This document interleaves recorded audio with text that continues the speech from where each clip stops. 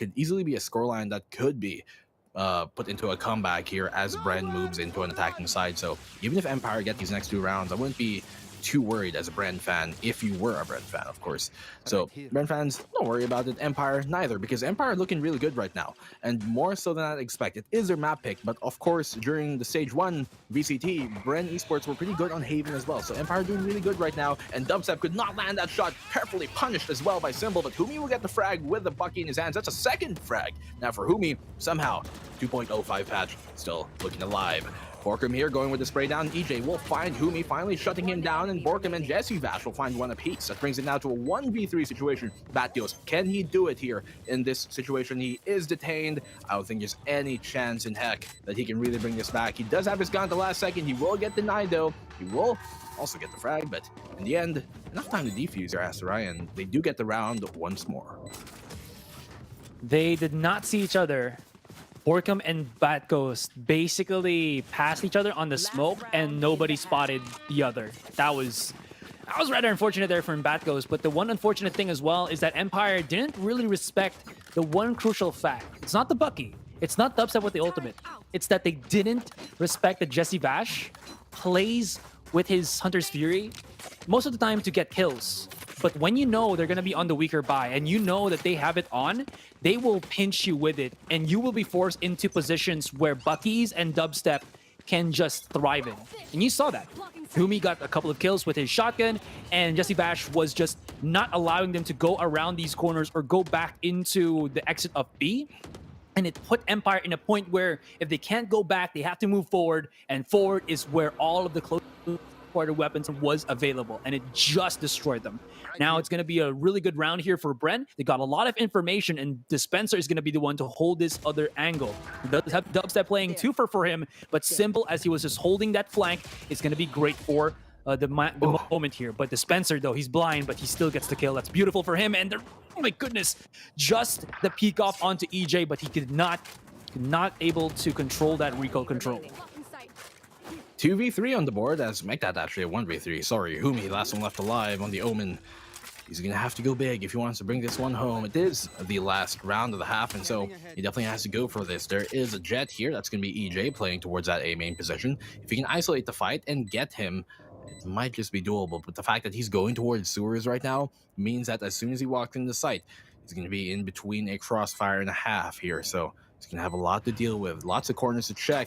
He does have a smoke here to use. Actually, he has 2. He can smoke off A main as well. But will that be enough to give him the concealment and the placement for him to find these frags? He has to know that there is one towards main, and that's going to be EJ. He's going to find that frag, but there are 2 more. Here comes another smoke out. Paranoia as well. That lands perfectly, but Bat Ghost there, able to get the trade off quick and cleanly. And Empire do get this round on the board, and everything's all tied up. 6-6, moving to the half. The most equal scoreline you could get and ask for. It's anybody's game right now, Asarai. Anybody's game indeed, but look at the kills. Where is it all going for Empire here? They're 13, 12, and 10. They're really stepping things up, and Bren, they haven't really gotten as much of those frags as I thought they would. But you know what? In the end, it's the rounds that matter. But this might be something to worry for Bren, as it seems like they're kind of losing the frag game, which I think Borkum and Dubstep always shine on, but they haven't really gotten as much kills as EJ and Nexi. In any case, the tables have been turned once again, and it's Empire to reach, and it's Bren to swat away. It's going to be a plan here. Lots of control, lots of commitment on outside of Garage, as well as the look onto C, and Borkum starts it off. Well, they're making their way here towards this garage position right now, wherein EJ's going to try and hold on to things, but Borkum and Jesse Vash find the frag apiece. That brings it now to a 3v3 as Nexi finds one of his own.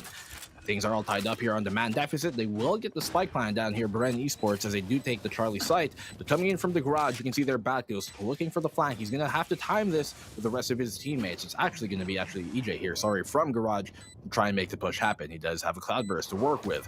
They are going to try and push from the CT position. Lear does come out short, sighting Dubstep perfectly. Symbol and EJ will find the frag apiece, and it's all onto Batghost right now.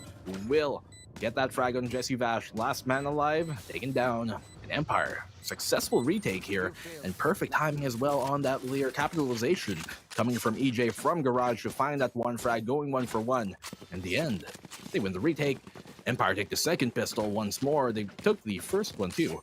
So right now, 7-6, will probably be 8-6, as they do have the economy advantage. Though, Bren Esports, they can force buy, and they do choose to force buy because they were able to get the plant. And so some economy still coming their way. Not the fullest buy, but they still have at least something in the pocket to work with. Pocket plays there. I mean, the pocket strat for Empire, I don't think it's the retake that really allowed Empire to win that. I think it was more of the damage that they dealt to Bren as they were coming into the site, and that was beautifully executed. Speaking of which, it's going to be Bat Ghost and Symbol to work their magic here on the A site. Dispenser is going to be charging right in, of course, with an aggressive buy with the rest of the Bren team, but that only literally leaves Dubstep, or rather Jesse Vash, to try to clutch things out in a 1 versus 4. They try to go in for that quick trigger. They wanted to go into another round where they have some money now, but they don't, because first things first, that was a force buy from Bren, which didn't really work out in the end just because the connection from Bat Ghost and Symbol were just way too damn good, and Bren wasn't really expecting a, I would say a contrast or a retaliation, I think is a better term, by Empire coming into that A long area. Right now, Bren, they're going to have to pull something out of their hats if they want to make this comeback happen. Going for that force buy and then not doing much with it really hurts their economy right now, and this is looking like a quick and clean 9-6 on the board, as all they've got is pistols to work with. If you only got a secondary to take this fight, primarily it should favor the team that does have all these weapons in their hands. And so Empire right now can play back, they can try and receive this push that's about to come towards the B site from Bren Esports. They don't really have to face check it because they know that they might just get overswarmed, and so let them come close, let them swing, spray them all down and receive that push that's about to come on in. Dubstep will find that frag here on the Symbol. That's exactly what you do not want to give up as Empire. So Hunter's Fury does come out now, not landing anything so far, but EJ will get the frag on the Dispenser. He has been tagged up by the Al drone here, but it's okay, they know his position anyways.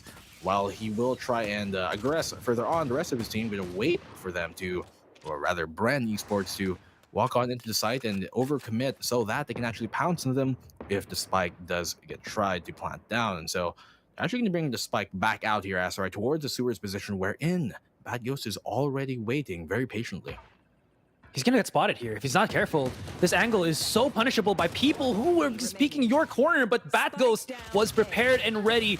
And this is where, okay, before if Dubstep gets taken down, I'll finish my sentence here, but can he make the magic that he did at the start of this round? He hit those shots, but when there's too many targets to deal with, you just cannot peek one after the other when they pinch in all at the same time. But here's the thing. This is why, exactly that. When you whip your movement left and right, you see the information, but your brain takes a longer second to actually react to it because your attention is split in half, looking to the left, looking to the right. I know that Humi needed to clear both of those angles really quickly so that Bren can transition, but because of that particular motion, because of that movement, there was a split second where Bat Ghost would have been king, and he just obliterated them. What a nice little play there. Maybe they were expecting any aggressive takes here from the Bren roster, but Nexi is already with Draxi on this crossfire once again, and this play from Bren has been denied. EJ does get doubled up, but in the end, the damage is still dealt heartily onto the Bren roster, as they did not expect Draxi and Nexi to pick things up. Yeah, they just completely sprayed down the entirety of C-Long and, well, found 2 picks off of it. Borkum and Humi both going down. EJ, though, and Symbol have also met the same fate. And so right now, Bren Esports, they do have some advantage here because Empire, they're quite split up right now. When you are only 3 members left alive and you're on the defensive side, you're going to have to leave a lane not as reinforced. And so with 3 sites here on Haven, you're going to commit 1 to each site, and that basically gives Empire a free 1v3 wherever they go. But next, making short work there of Dubstep, brings it now to a 2v2 situation with Dispenser very, very low. Jesse Bash, 56 HP on him as well. No shields to accompany that. The side of Empire here is still beefy, still chunky. Lots of sustainability still on their hands. They do have Bat Ghost here, who does have 2 shock darts on him. Draxi as well coming on out, and that lands perfectly, finding Dispenser. While Jesse Vash looking at the trade-off from the Bat Ghost. He knows exactly where Draxi is, but Draxi has to assume that he's going to be playing here towards C-Long. He does have a Hunter's Fury as well to try and deny this plan, as a recon dart does come on out. It's going to force him off of the defuse. Draxi Will he be able to get this going? He does have a smoke. He's gonna stink it, and he diffuses it in his face. Shock dart a bit too late, and Draxi getting the clutch here over Bren Esports. Empire go up 4 rounds over Bren, 10-6. If you have enough HP, 75 damage, I believe, is the hit per Hunter's Fury, if I'm not mistaken, maybe slightly higher. So that means that if you can dodge 2, you can tank the last one if ever. Draxi went the mile above and dodged everything, forcing Vash to re-peek him. And Vash was like, yeah, how am I going to do this? Even that shock dart connected, but next Draxi already has defused the spike, and he still had enough HP to even get the kill onto Vash there, adding more insult to injury. And now Bren are starting to break at the seams. Dubstep has taken some substantial damage, but re-peeking is such a detrimental tool because of the fact that they can just always punish you and re-peek with 4 bodies. This will force Batghost to play in that short area. He has to hold it for the moment, but Borkum is primed now. He does have to run it back, and oh no, he's getting hunted down. And can Batghost survive? Looks like that's going to be a resounding yes, but Dispenser is healed. Dubstep does have the operator, and Empire are starting to break one after the other. But as I say that, as that transpires here, Simple goes wild, getting a 2K, and now it's not done just yet. 2 versus 2. Spencer, he does have the angle. Dubstep does have the operator. It's left into a no numbers discrepancy here, Black. But Dispenser has got to start things off. But Draxi is just so on point, and you can feel the energy from Empire. You can feel their connection working, and they don't have to go aggro at this because they know that Dubstep can hit his shots on the sniper if they're not careful. Even in 16 HP, it's still something that has to be respected. Well, he doesn't have much to work with here right now. 15 seconds and ticking on the clock. Sands of time are running low, and he probably at this point will just go for that save on the operator. I mean, he doesn't have really much to work with. He still wants to press the issue here. Not sure if that's the best idea. He might just want to save this. He seems to want to go for the clutch, but I don't think they're going to go and peek him. He will find that frag, and luckily he's on the operator, which means his low HP doesn't matter as much, but Symbol will look for that sign that he has been searching for, getting a triple kill on that round. 11-6, and Empire a single one away after the tactical crouch. Coming on here from a match point, 1 round away from that, and so Bren Esports right now, they had a good opening here into, you know, that A main position, that A long position, but still, it didn't work out at the end of things. You saw EJ overcommit, which is something that Dubstep did do when they were on the defensive side as well, towards that A long position rather, with the operator. It was heftily punished here by Bren, but they were just not able to really snowball that into site control of the A site, and that's something that I think we have to kind of look back onto why exactly Bren Esports are kind of struggling on doing exactly that. And so as Empire, I think here comes a tactical pause from Bren Esports. They're just quick and clean, shutting things down, not able to deal with a Symbol here. That's exactly what you see. They have the utility to deal with him, though. The question is, why were they not able to apply it? I do believe they should have had the recon bolt still if they didn't pop it off at the very start. They did for sure have smokes on the Humi. They had the paranoia too, but still not able to flush him out, and in the end it does bite them in the back. And so Empire right now 1 more away once again for match point. They're expecting that there was more members of Empire that was there. Humi is about to just get shot off. 1 more little peek there from him, and that should be the punish from EJ. What are you going to do, Humi? Oh, nice little quick strafe play.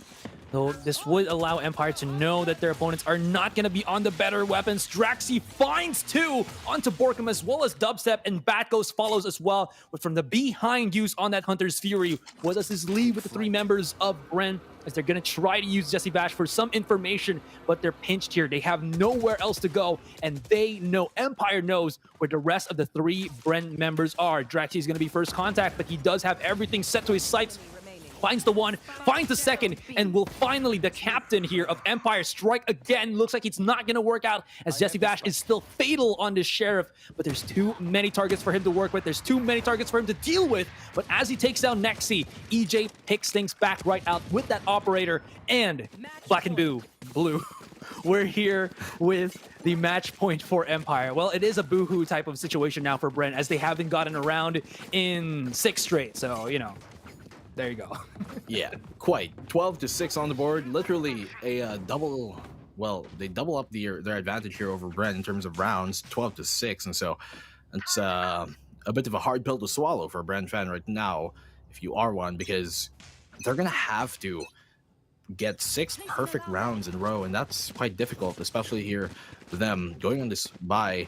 They don't have all the utility that they might want. You can see here Jesse Bash doesn't have that recon as he already lets it on out. All he has now left is shock darts, which he can use to flush him out here, but Nexi and Draxi find one apiece, and that just brings them all down. Symbol finding a double. He's been going insane on this. Reyna and Draxi seals the deal. They get map number 1, taking it away from Bren Esports. It is the map pick of Empire and their kingdom, certainly being built on these grounds. Man, if they can beat Bren right now, that is the body that they can use to fertilize the growth of the roster. What the hell was that, Nexi? They're going nuts. They're feeling themselves right now. And I mean, this wasn't even a close game here, Nico, Black. It was a 13-6. We haven't seen such a dominating play against Bren in forever, God knows how long. It's always been 13-11 or maybe something along those lines, but we haven't seen something like this. But here's the caveat. Honestly, with Bren not being able to utilize their Sky anymore as Borkum and Borkum being back on the Phoenix, I think a lot of teams have already seen this way too often, and they know the motion of how Bren plays in this one. And going back for that double duelist might have shut off some of the options for Bren because they really do love to play with a bit more utility before taking the sites, like the panelists have said, like we have said before, that they play a slightly more Korean style here, you know, Korean style Bren BQ. And maybe that's something that, you know, could have done better. But at least for now, that Haven is well-deserved for the Empire roster. And we're just going to be looking forward to seeing that second game here to go commence in just a bit here, Black. Bren BQ, I like that. We'll keep that going whenever they do get cooked. Yeah, it's one of the more lopsided defeats actually we've seen on Bren Esports this entire VCT, even including stage 1, and that's kind of tells the story that, you know, Bren, they definitely are mortal, and they're definitely the team also as well that, you know, teams in the PH do research on the most, because, well, if you're top dog, everybody's going to be on their A game when it comes to playing against you. They're going to have to research you. They're going to be, you know, studied up on that homework, and that's something that they're going to have to face. But as we move into map number 2, well, Bren, they're going to have to bring things back. As we move into bind, we'll be back in a bit. Don't go anywhere. See you in the hair.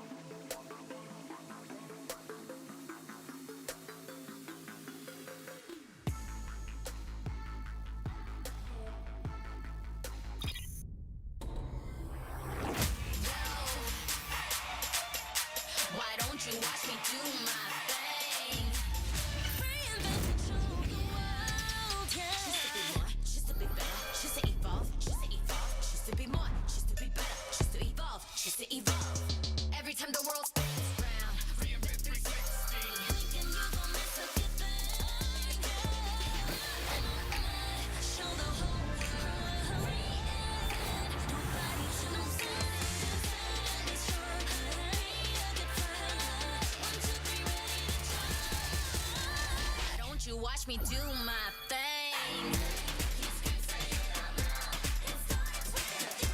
Take it to the next level with Globe's fiber, LTE advanced, and 5G mobile connection. Now you have the power to reinvent your world. Globe.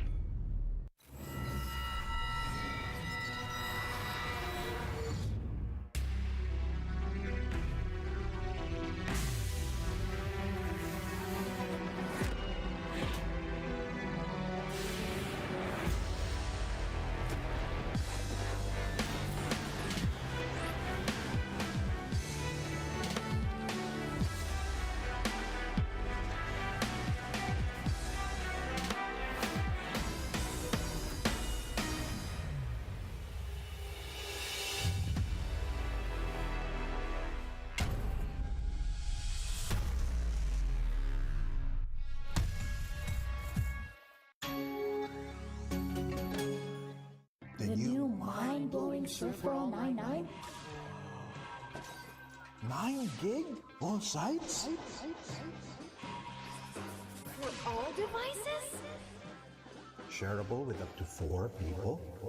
Like my fam? Anywhere they are?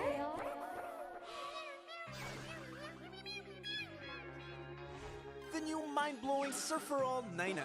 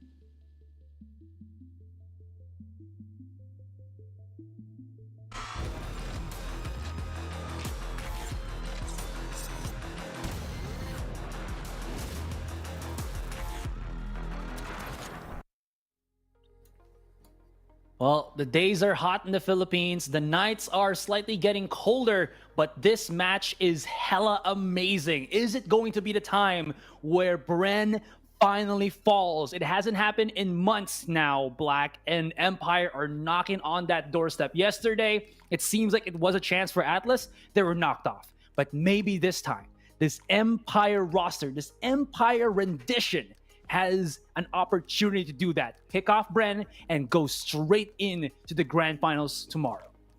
Well, I mean, Bren Esports, they are the kings here of the Philippines.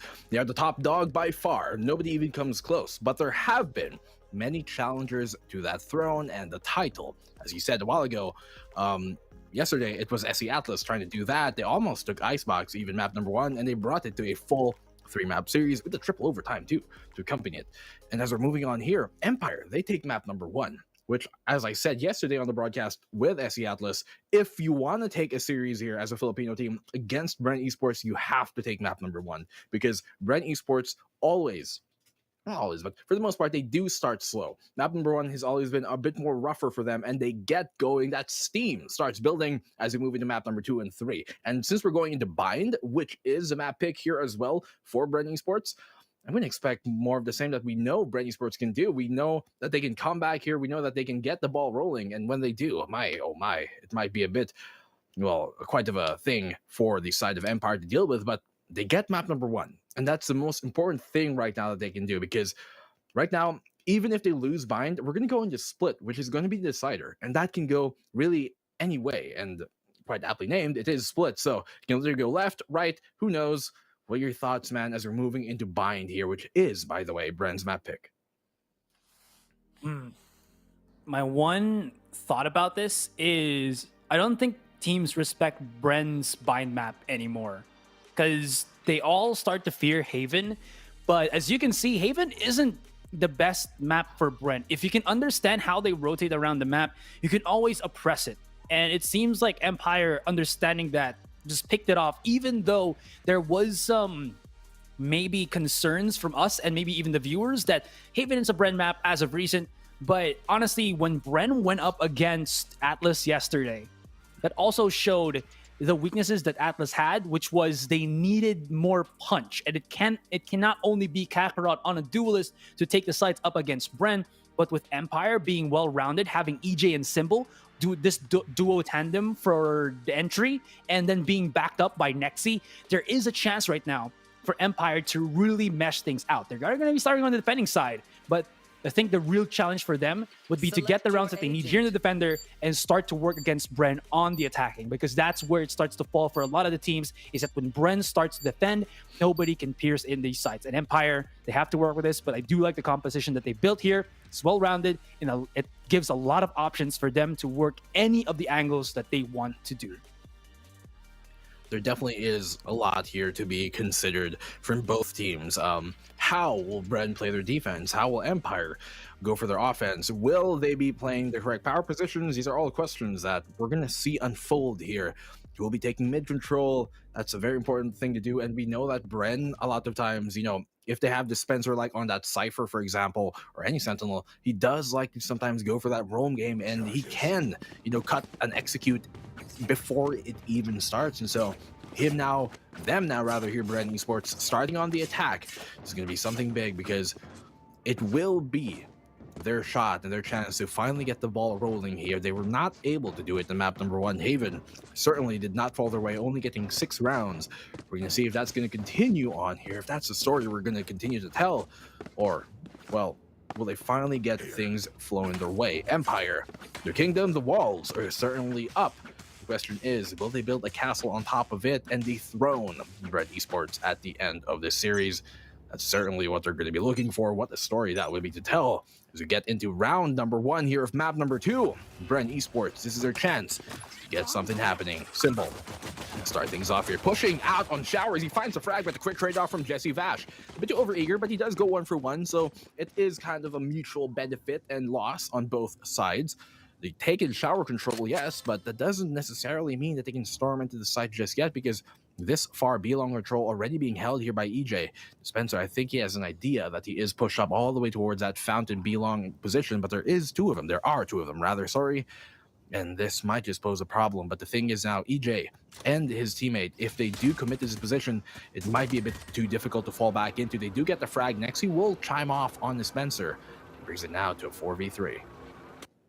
The timing there couldn't have been closer, because there could have been a double rotation for Dubstep and Dispenser to work their magic up against EJ, if I'm not mistaken. But because the help from Nexi was there, because they got the shot down so quickly, that stopped any options for Bren to trying to get the B site, and they have to retaliate here for A. And it seems like that's gonna not work to be possible, but it seems that Homie gets right back out, and it's possible now for Empire. If only they can get down Nexi. He's a beast, but in a 3 versus 1, there's not really much that he can do, especially now that Bren are starting to rotate back and force Nexi to come into the site and work the angles. Nexi, 1v3 situation. The odds are against him. The sands of time are ticking. They're slowly dissipating as well. Nexi is going to find a frag here in the dubstep. It brings it to a 1v2. He has taken U-Haul's control, but not much more.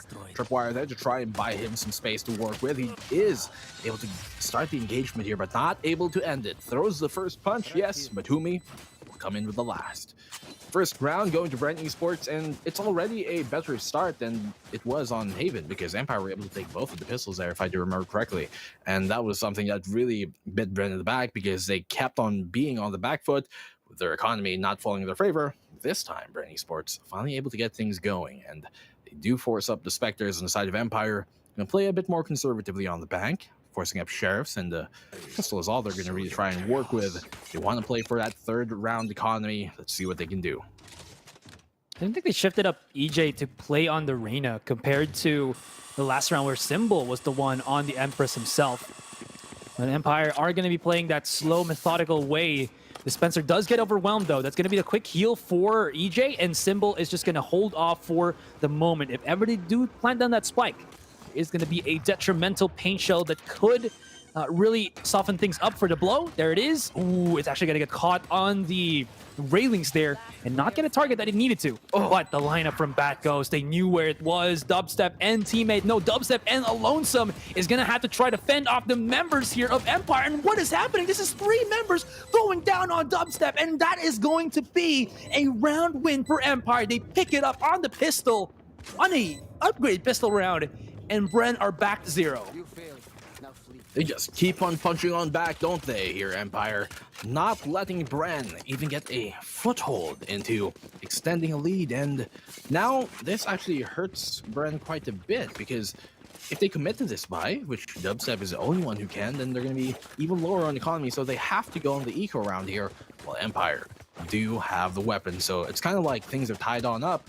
But this time, Empire do have the economic advantage to potentially get a second round in a row. Sometimes losing the second round, well, actually, most of the time, in a lot of ways, losing the second round is more painful than losing the first, the pistol. And so, in this case, it's going to bite them in the back once more. Recon will give them that information to work with, and Symbol swings wide and finds his aim ringing true. Nexi will get the same benefit and luck coming his way. It's a 3v5 right now off the 2 opening picks coming from the side of SB Empire.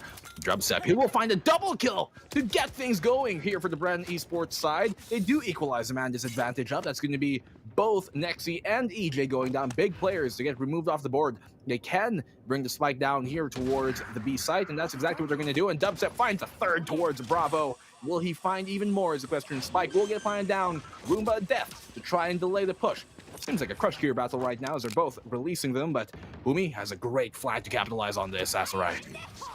Oh, this Paranoia is going to just set everything up, and they're looking straight into the embracing Sheriff of Humi. And that... How does Dubstep create these openings? And how have we turned both thrifty rounds for either side a win? And is Empire going to be able to buy back up? Seems like they should be able to purchase a couple more weapons, rifles. This still is a round that they can thwart Bren from creating that economic advantage, but damn, dude, damn, Dubstep, what are you doing, bro? How are you doing? How are you able to procure these skills that aren't supposed to be humanly possible? All right, we see what you're doing, Dubstep. There, the double opening pick with the Sheriff laying down the law. And he's certainly not going to let them get off scot-free. Bren Esports now do take the lead once more as they're pushing up towards his B-long position. I like the fact that they realize they're going 3 long. This tells me that they kind of want to get elbow control away from the Cypher here because of the fact that they are crawling on up, and see if this is going to continue here and work out in the favor of Bren Esports. Of course, they do have the economic advantage, and Dispenser is going to make full work of that. EJ will be the first one to go down for the side of Empire. And, well, there's 3 defenders here for the side of Empire towards the B side, making that 4, as all have fully rotated now to try and reinforce the site that is currently under siege. And as they do try and make their way on in, Dubstep's going to be the first one to make contact. Elbow position already given up here, released and relinquished by Nexi, who will get his life taken away. Dubstep will find a second frag going here, and Humi's going to get the 4th now for the side of Bren Esports. Last one left alive is going to be Draxi, and he does find the frag with the Bucky, but he's going to find a second too, somehow in the Borkum. Not going to find a third. Finally shut down by Jesse Vash, telling him, well, you're going on too long. That's a 3rd round on the board as Bren extend their lead to what? Make it 3-1. Apologies. Did you mean Bren stand their lead? It seems like I know that was too much of a forced pun. But speaking of forced, Empire really tried to do much in that B site, and Dubstep. Again, I talk about how he's not really the best at Raze on most maps, but in Bind, it seems like he really does shine the most. I believe when he went up against Atlas, it was Dubstep that netted around 26 kills up against that particular roster on this Raze. And I think what makes it very easy for him, especially on the attacking side, or what makes it simple for him, is that his teammates, if you can see the support that they have, Hot Hands lineup from Borkum, Shock Dart lineups on elbow so that Dubstep can keep piercing into the site. He gets a couple of kills, and he just gets incredibly heated, and then he just does not miss after that. And Honestly, this goes to show as well the experience that Dubstep has and the experience that he is relaying, especially in this bind map. The rotations will be netted here by Bren, as Symbol and teammate will be left to try to defend. They got to be careful about that recon dart play, because if you can see in terms of the ultimates, Bren have a lot to punch in onto this site. But that could also be said here for Empire. But to double back, they started at B long, they went into A, and they will be ending here at long once again, only leaving EJ left to defend. He does have a Vandal here. I think he was spotted as well, and this run it back will make it exceedingly more difficult, especially through that run it back. But damn, oh damn, with that refresh coming in, I think EJ should be able to make things work, but Dubstep once again steps up to the plate. He has been finding these opening picks for the side of Bren Esports time and time again. Humi's going to find the opposing Omen there. 3 of them are stacked here towards the spawn area, moving towards CT. Actually, they're moving out here towards the elbow position, which is currently very heavily contested, you can see. Currently trying to be wallbanged here from both sides, and so elbow now being taken by the side of the Empires as they do try and go for the retake. We're going to see if this will go and work out in the favor of Empire. Flash on out, curveball will delay them a bit, but not making a play off of that. There was a spy cam to get them that information. As the time is ticking, they're going to have to step on it and put the pedal to the metal.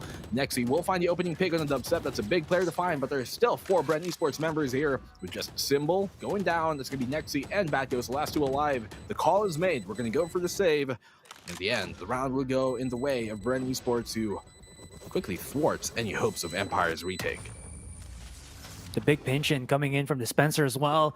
They got to be careful. He really wants to take away at these guns, and he just might be able to, but Batghost, in just a slim percentage chance, was able to mitigate, not really mitigate, but basically matrix the bullets of Dispenser there and be able to transition these weapons into that next round. But my oh my, Bren, they're faking to go for A. It doesn't work as well for them because I think Empire has got it locked down. That's why they're always going for the B side. But now with Empire being on the weaker weapons, this could allow Bren to finally take the A side to their liking. And I mean, it's going to be very difficult for Empire here. They don't have the utilities to back things up.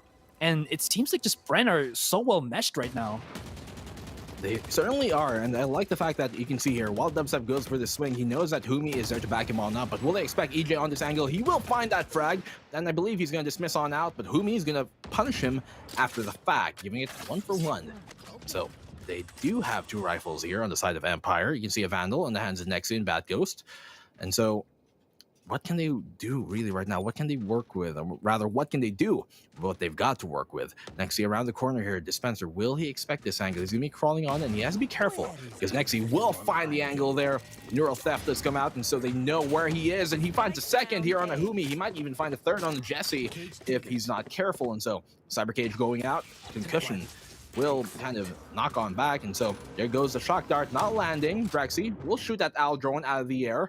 He's more like a bird hunt than anything else. Nexi will go the swing here if they do come his way. He's going to be playing that contact so that you can see Draxi with the Bucky in hand, the shotty, to try and go and clean them all up. So side your Bren, they have to be careful because that's exactly what I was talking about. You come into the old man's house, you step on his porch, Bucky to the face. Nexi will chime on in with a 3rd frag on the board here. Jesse Vash will go down, and that's SV Empire. They're a single round away from catching on up here. I believe that scoreline should be... Actually, no, it is like 4-2. Yeah, it's 4-2. Yeah. That was a broken buy for Empire, and they just were able to squeeze in a round win, especially with Nexi at the helm. I just love how he's able to do the same thing that Dubstep is doing with these free fire angles, just hitting the shots that he needs to, but on a Sentinel. This will free up later on, but at least specifically for this round, my goodness, he just really is the support pillar for Empire. And these rounds where it's not really supposed to go the Empire way, he just makes it work. Now they do have some options to work with. Bren back to the drawing board for the moment, but this triple stack on Oblong or Octagon, they gotta be careful about this one. But do like they do peek out. EJ able to punish Humi there, who was not ready for the immediate chase down from that Reyna. And now as Dubstep is out, he's going to be welcomed by the party, the 3-man party of Empire here. And Bren fall at the seams, at least for this round. He got bamboozled. Spencer will be lurking, but he's going to be set into a crossfire here. Spots out the one, though. Nice little kill, because you know that Batghost is right into his corner, but doesn't need to show his location just yet as EJ was there to step things up. That Ghost, he spots out the one, leaving it only into the hands of Jesse Bash, who cannot take down EJ at the back of the B site. Outmanned, outgunned, there is no way Jesse could have brought that back, even though we know he's great in those clutch situations. In the end, SB Empire do cut the lead down to a single round between them, tying things on up here, 4-3 on the board. And so, let's see now. Empire, they've been really good on this B site defense, and as you said, in a way, Nexi has kind of been that pillar, that glue that has been keeping the Empire defense here together. He might be in the Cypher, yes, but he's been doing so much in controlling the pace of the round and being in the right position to enable himself and his teammates to capitalize and perhaps get the frag off of it too. And that's been something that is really underrated, I believe, when talking about how these players perform. It's not all about the frags, it's how you support your team and enable them to get those frags, and when the time does come for you to shine, Nexi, he's been certainly ready every single moment. Borkum walking up now here towards the Shower's position. He does have, well, a bunch of flashes to make his way in. He does give up the ult charge as well there to Jesse Bash to try and equalize things up. They're both at just 2 charges. It's going to be Dubstep, who is a single charge away from his ult. Dispenser already ready with the Neural Theft, but we're going to see if they're going to be able to actually apply that here and make something work out of it. You can see the offense on the side of Bren Esports quite spread out to start things off, but as the time is ticking, 45 seconds left on the clock, it seems like the call has been made to try and go for this A short push with a single member. That's going to be Borkum here inside the Showers to try and capitalize and pincer them on in. But the rotation is going towards the B site right now, coming from SV Empire, and this might just be the wrong timing because the only defender here on the site is going to be Draxi and Bren. This is all working in their favor right now. They can go for the plant. There's nothing Draxi can do to stop them. He might find a pick here, but he is in a very dangerous position. He does fall on back, and the spike will get planted down. No denial from Bren, from Empire rather. They do go into post plant, full 5-man on either side. I don't know what prompted the quick rotate on that B site.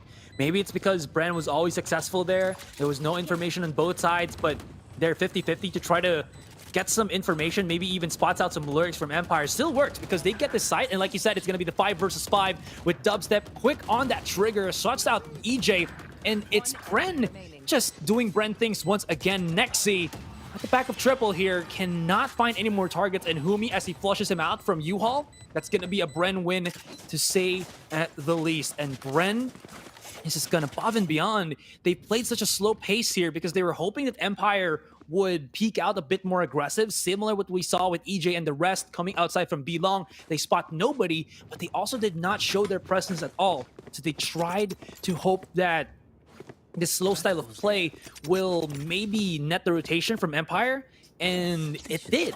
Only, like you said, Draxi was to remain there, but at the end of it, Draxi could not get the kill on Borkum, and I think that was such a big thing because they needed to get into that retake in a 5 versus 4, because if not, there was just so much lineups that Bren could always utilize that I don't think Empire would be prepared for, and that was just a really bad take for them.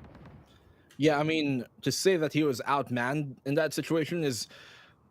No, it isn't even like fair because it was a 1v4. He had to fall on back. They could not do it. They had to play for the retake as EJ finds an opening pick on Dispenser. Now this is big because Dispenser's lurk has been working out on some odd rounds that has been, you know, kind of swing the tide for them. Same with Humi. His roam game has also, you know, caught out Empire in a pickle, sometimes getting behind him some rounds that they did not expect. And so Dubstep, he's going to find a frag here on the EJ. That is the Reyna going down. So that's 1 apiece on either side.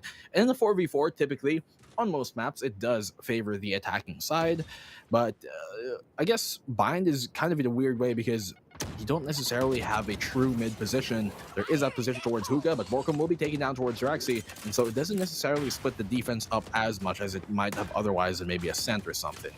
Just old, true classic things. As the spike is planted down, Dubstep will get that frag into Draxi, going for the peak there. You can see on top of Heaven is Nexi trying to support his teammate, but well, in his 2v3, this is definitely doable coming in from Bren Esports. They do have the spike planted down Empire, yes, but the Paranoia is ready here by Humi. They have lots of utility to work with, honestly. I think he still has pain shells as well. Paranoia will come on out, but he's going to stick this defuse. They have to do something about it. Finally, Dubstep and Humi are going to swing wide, and they're going to find it true. Humi going to teleport on back to the other side of things, and Dubstep, he knows all he has to do right now is hold this angle. They timed this perfectly. The clutch will have to come from Nexi once more. He has been the glue, but will he be able to bind them together? No. Dubstep will split them up apart. 4 frags onto him.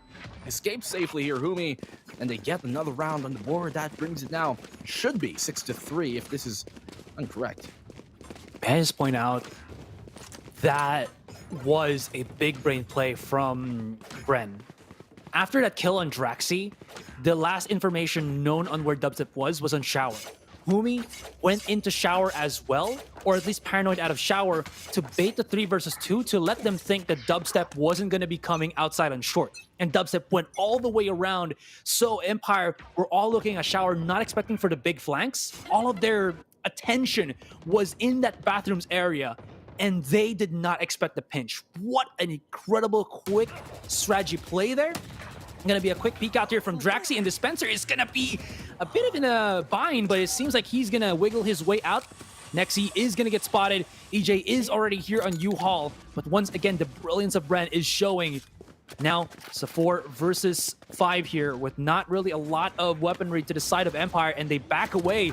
Seems like this spike will get planted down on the B side, and Empire once again have been bamboozled. They thought it was on the A, but here on B is where we will be. Very nice. Nexi once more in a clutch situation, but this time the odds are stacked even more heavily than it was ever before. 1v5, yeah, no chance. I'm going to go for the save.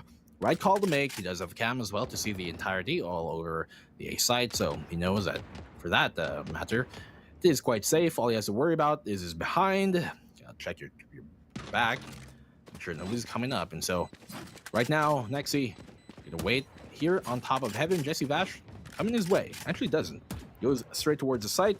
Next, he does know that he has a cam there to really get lots of information with, and I think he's going to be successful in actually saving this one. Apologies as well. SV Empire down now 7-3. That's 4 rounds here. Bren Esports are over side of Empire, and well, they do have the Empress. They do have that Hunter's Fury to apply. On the other end of things, only a run back for the side of Bren Esports, and so Empire, if they want to go for like a plant denial here, an aggressive push to try and retaliate as they do go for the plant, this can really work out in the favor here of Empire. They do have that, you know, utility and those ultimates to really work with. Of course, if Draxi can find a frag or get an ult charge, he can use that ultimate of his for the information as well. So Symbol will start things off here as they both let out the Roombas. Spencer is going to get a bit too aggressive, I do believe, here. I don't like this peek coming from him. Even though he finds a frag, Symbol will definitely get that trade onto him, and he's lucky he even went 1-for-1 in the first place. But Dubstep, capitalizing on the space made by his teammate, finds it, and they go for a 4v3 as they make their way to the site. Bad Ghost just whiffing all the shots that would have definitely swung things around their way. It's a 2v3 here, SRI. Make that the 1v3 as Nexi once again in this dire situation. When you whiff those shots, oh man, there was an opportunity created there for Bat Ghost, but it was just not going his way. Nice little, I would say, one-way wall that was made by the Blaze of Orcam there, but at the end of the day, or at the start of that round, Bat Ghost, he had an opportunity to deny the spike blink planted down, to get the 2 kills, and to get the numbers advantage for Empire. And that was such a crucial round for them. They really needed to get this into like a 7-5. But again, we'll see how it works, because the thing that I pointed out before this second game started is that Empire, if they cannot beat Bren here on the attacking side, I shudder to think what's going to be happening when they're going to be on the offensive. I do know that they do have that double duelist, and EJ can work magic on that attacking side, but with at least what we saw against Atlas, it's going to be very scary. Nade for nade, though, as being thrown out in hookah. So you do see an explosive little exchange on the entrance here to the B main site. But once again, Bren play it slow. Empire have given a lot of control here. They tried to get some control on hookah the last round, but if you cannot hit your shots, they just play a little bit more passively and hope that they can catch Bren off guard. But this is where it gets really risky, because if you give that map control for Bren, you saw how Empire just rotated way too quickly, or just rotated because they had that false sense of information. Well, Draxi, he gets tagged through the wall there. Borkum going for the pre-fire, and well, he had the right idea. Maybe if he sprayed that down, he would have found the frag, as Dispenser does on the symbol coming out there from Hookah. He's taken down very low though here, Dispenser, so he has to be careful. Dubstep will find the frag on the Bat Ghost, thus letting Dispenser finally move on forward, and Borkum will eventually confirm that frag on the Nexi all the way there towards the A site. So he goes through the TP, coming back here to support this Hookah push and this B side push. They do get the spike plan down, no denial coming on here for the side of Empire. It's a 5v2 situation. Dispenser is quite low, but as EJ gets taken down, Drexy, all of the weight is on him. He has to go for this. This is, of course, you know, the last round of the half, and so he does have an ultimate to work with, and that's probably the biggest thing that he can do. Jesse Vash, ooh, just out of his sight there, Drexy. The edge of things, walking his way into the market. Hookah being held by Dubstep, spots out the gun, confirms a frag. Bren Esports 9-3 as we move into the second half. Switching sides. Oh man, I'm pretty sure EJ just he has issues. He has tech issues for sure. Because not moving like that, that's a really bad thing. Because I thought he was big braining. Because Dispenser, he spotted him at the edge, at the corner of his eye, but I don't think Bren knew that. Or I don't think Bren was able to spot that. So if EJ was using that to kind of full control, or what was it again? Basically, full control and wait for the prime moment to strike, that could have been perfect. But yeah, this is definitely a technical pause. That was so bad, man. That could have been just a chance for Empire to basically get a round back into their pockets. But on the other end as well, that placement from Jesse Vash, he was playing, how do you say it here? He lined himself up in the middle because he wanted to show that he can flick if Draxi challenged him, whether he come into the left or the right, he can hit those shots. That's why he was just there. He knew he had the round anyways. Well, he was right, and he did land the shot, and so Jesse Vash, we know in this type of situations, definitely always, honestly, one of the most reliable players that you have on this Bren Esports roster. Same way that Nexi is on the opposing edge of things here for the side of Empire. Because while Nexi and, like, for example, Dispenser, they both play that Sentinel role, right? They do play it in quite different ways. Nexi, a bit more of the glue, a bit more of the pillar, the tower, the sentry that really holds things down. While Dispenser does play a bit more aggressive sometimes and does, more importantly, does roam more than Nexi does. And so if they're both on that Sentinel role, they're literally on Cypher, both of them, very different philosophies on how they try and apply, you know, his utility and just their general play style. And I think that speaks to kind of like Dispenser coming from that duelist role, so being, you know, hungry for getting those frags. But the thing is, his, you know, veteran experience also lets him know that, okay, sometimes maybe let's hold on back, maybe not to get too aggressive. Here for the side of Empire, as we said, you know, they had to get that map number 1 in the pocket if they want a chance to beat Bren Esports right now, because facing the facts, Bren are top dog, and so you need that map number 1 stolen away in your favor to be able to take a series, because Bren do start slow historically. It's a thing we've actually seen from the 2 top teams here at the VCT. I mean, when Archangel existed, now they're GXR, they do have that slow start as well. And so Bren Esports are also kind of symptomatic in that way. And when it comes to that, what they really have to address is, you know, getting that fire going early on. And so teams like Empire, teams like SE Atlas that we saw yesterday, it really has to be a goal to take that map number 1 away, and that's what they're doing. And as I said, even if Empire loses bind map, the second map, and they're probably going to, it really matters when it goes into split. That is when it's going to be anybody's game to take, because right now Bren on bind, this is their map pick, and we know that, you know, everybody is familiar with how Bren played bind, at least during the last few stages of the VCT. This time, though, bind looking a lot more fresh in their pocket, and SV Empire just struggling to get anything going, honestly, here on this defensive side. So we're going to see if now things are going to finally work out as they move on to the defensive.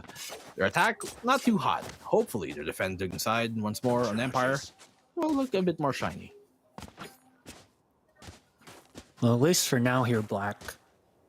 I do tend to, well, not really tend, but I agree with you there that Bren is a team that is slow to pick things up. But it seems like now they've been very heated. Empire have been struggling, and I'm not sure what happened here. You know, that's something to do with EJ, but he needs to be the one to come back. We saw this happen with Hashira and GXR, and this does not go the way of GXR there. And in such a crucial situation, man, I just don't know. They just really need EJ for everything. Though you can't see, Dubstep and Humi, 16 kills on these guys. Humi is a quiet person. He's probably one of the quietest players that Brand has ever had, but he's there to always support the team. And again, sometimes we don't see him pop off as much because he does play the Omen, but there will be times of brilliance for Humi. And when he does, it really just allows Bren to strike harder against their opponents. And it just goes to show. Again, one of the things as well that Empire I think starts to struggle here is that on their defending, they've been very passive with how they control these particular angles. They did some positions where they charge right out, which worked well for them. And that was, I think, what netted them 1 or 2 rounds. But after being bullied a lot more by Bren at first contact, they just started playing more and more in the back of sight. And the more that you allow Bren to, again, like I said, freely control the site, the more that you will get heavily punished for it. We're going to be seeing quite a bit of highlights here. And the brilliance that is Dubstep, and his aim has been rather on point. The pre-fire angles here, and not going to lie here, Black, it seems like Empire are just running into his crosshairs. Like they're not even trying to bait out shots, and they're not respecting these angles. They're not respecting these corners where they know that Dubstep is going to be just hiding on, and he always gets these punishes. It's just more of, I guess, Dubstep knowing when to position himself, where to position himself, and the angle is just too much for Empire to even adapt to quickly enough. Very true. I mean, you can see there at the bottom of the scoreboard, the other duelist, aside from Dubstep, Borkum, he is at 4 frags, which kind of tells me that, Empire, they are good at receiving the initial push because it is typically Borkum being the first one on in. So they're good in kind of like shutting him down. But the thing is, they kind of overcommit to shutting Borkum down, that it allows players like Dubstep and Humi to get the trade off on him. And that's why they're up at like 16 frags right now, because, well, they might shut Borkum down, but he creates enough space and he kind of pulls the defense to overcommit to kill Borkum so that Dubstep, Humi, the rest of them can chime on in, confirm that frag, get the trade on, and that's sometimes the most important thing for an entry to do. And even though he might not be shining on the scoreboard, he's doing a lot more than those stats might seem. Right now, you can see Empire, they're, well, on this pistol, single ghost on the side here, a symbol. I think he's going to stick with that. They do have the Roomba for Zadnexi, almost full utility. Yeah, that's what he does. Choose to go buy up on. We're going to see if Draxier is going to continue to really pull out the paranoia here, which has been landing for the most part. They just haven't been able to really capitalize on the nearsightedness and the deafening effect that paranoia does give them. And so it's been something that SV Empire, at least here on Bind, have been quite struggling with. As we're waiting for the game to get going. Let us know down below who you guys are rooting for. I think Asterai, it's kind of safe to say that most of the people on the roster here on the talent side kind of expect Bren to win, just because, well, they're the best team in the Philippines, and so any other team going up against them is a underdog. But at the same time, we would love to be proven wrong, because if Empire take this series, that means it's up for anybody to really win week 1 here, stage 2 rather, and that could definitely be an exciting story to have unfold this weekend. It could be. Definitely. I mean, Bren has been a team that, hasn't been knocked off in any best of 3, at least locally speaking. They've always been able to get out of a pinch. And honestly, this is a authentic, legitimate moment for Empire to really nail it to Bren. But right now, it's a technical pause. I feel like, because I believe that if you're going to be playing now and one of your members has some connection issues, if ever that's the case, you can decide to play the 4 versus 5. And I'm not sure if you can sub in your 6-man or something to play on that, to play this game, but maybe in the next game they can, if EJ persists with the issues that he's had. But at least for now, I feel they really need EJ. He's been one of the linchpins, the spearheads for Empire to really shine here against Bren, especially in that Haven map. And yeah, I know that a lot of teams, or even the viewers here, they bravely, they aggressively support Bren, but all of us as well want maybe just a chance to see which other team can step up to the plate and finally dethrone the Kings. Because this is kind of the same thing as, let's say, Vision Strikers, right? I think one of our co-talents have pointed out to me that it's like they're already at 100 straight wins, if I'm not mistaken. And Bren is kind of doing the same thing in a sense. And we haven't really seen any other team evolve or adapt enough to be able to counter that. And well, I would love to see that day, because the day that that happens, the more that we see teams in the Philippines level up to that next play that they can look forward to. But at least for now, Britain's looking pretty damn hot. And Empire, well, they have a chance, but they need EJ to do that. Yeah, don't quote me on this, but I think they're only allowed to pull in a sub after a match actually concludes. And so I don't know if they're going to be able to pull in Pretty Toxic here midway through this map. I don't believe that's something that they can do, which would be unfortunate, because EJ is really a big, force behind this Empire dominance that we did see in map number 1 and yesterday as well when they were playing that quarterfinal match. It has been something that, would really help them out if they can get that sub in. But EJ, he is a core component to this whole lineup. He is, really the driving force between a lot of the executes and getting frags, getting very important frags here too. And so just got word that he's trying to connect. There are some still struggles on that, but he is, live and kicking and trying to get back into the match, which we all would love to happen. But as a technical pause is still here once more, Bren, this, even though, Empire, even if they get EJ back, let's be honest here, I'm not sure that Empire are going to be able to win this map. And quite frankly, I have a feeling like Bren Esports just is already their map pick anyways, even if EJ does come back, or even if he doesn't. And I just got word they have like about 2 minutes left on the technical pause before we're going to have to be forced to continue on. So they've kind of dried out all their time with about 2 minutes time ticking left remaining. Well, he is trying to get back, and that's definitely what they need as of now. I apologize, guys, but you know what? It's just something that does happen from time to time. And I believe Dax did say this as well. We're going to make sure that everything is fine for the players. We're going to make sure that everything is stable so that nobody can say anything otherwise after that. Don't want to happen what happened on that last series, I think. And for the moment, at least we can take this time to hold off, sit back, relax, maybe take a drink, or maybe make a drink or so, and just kind of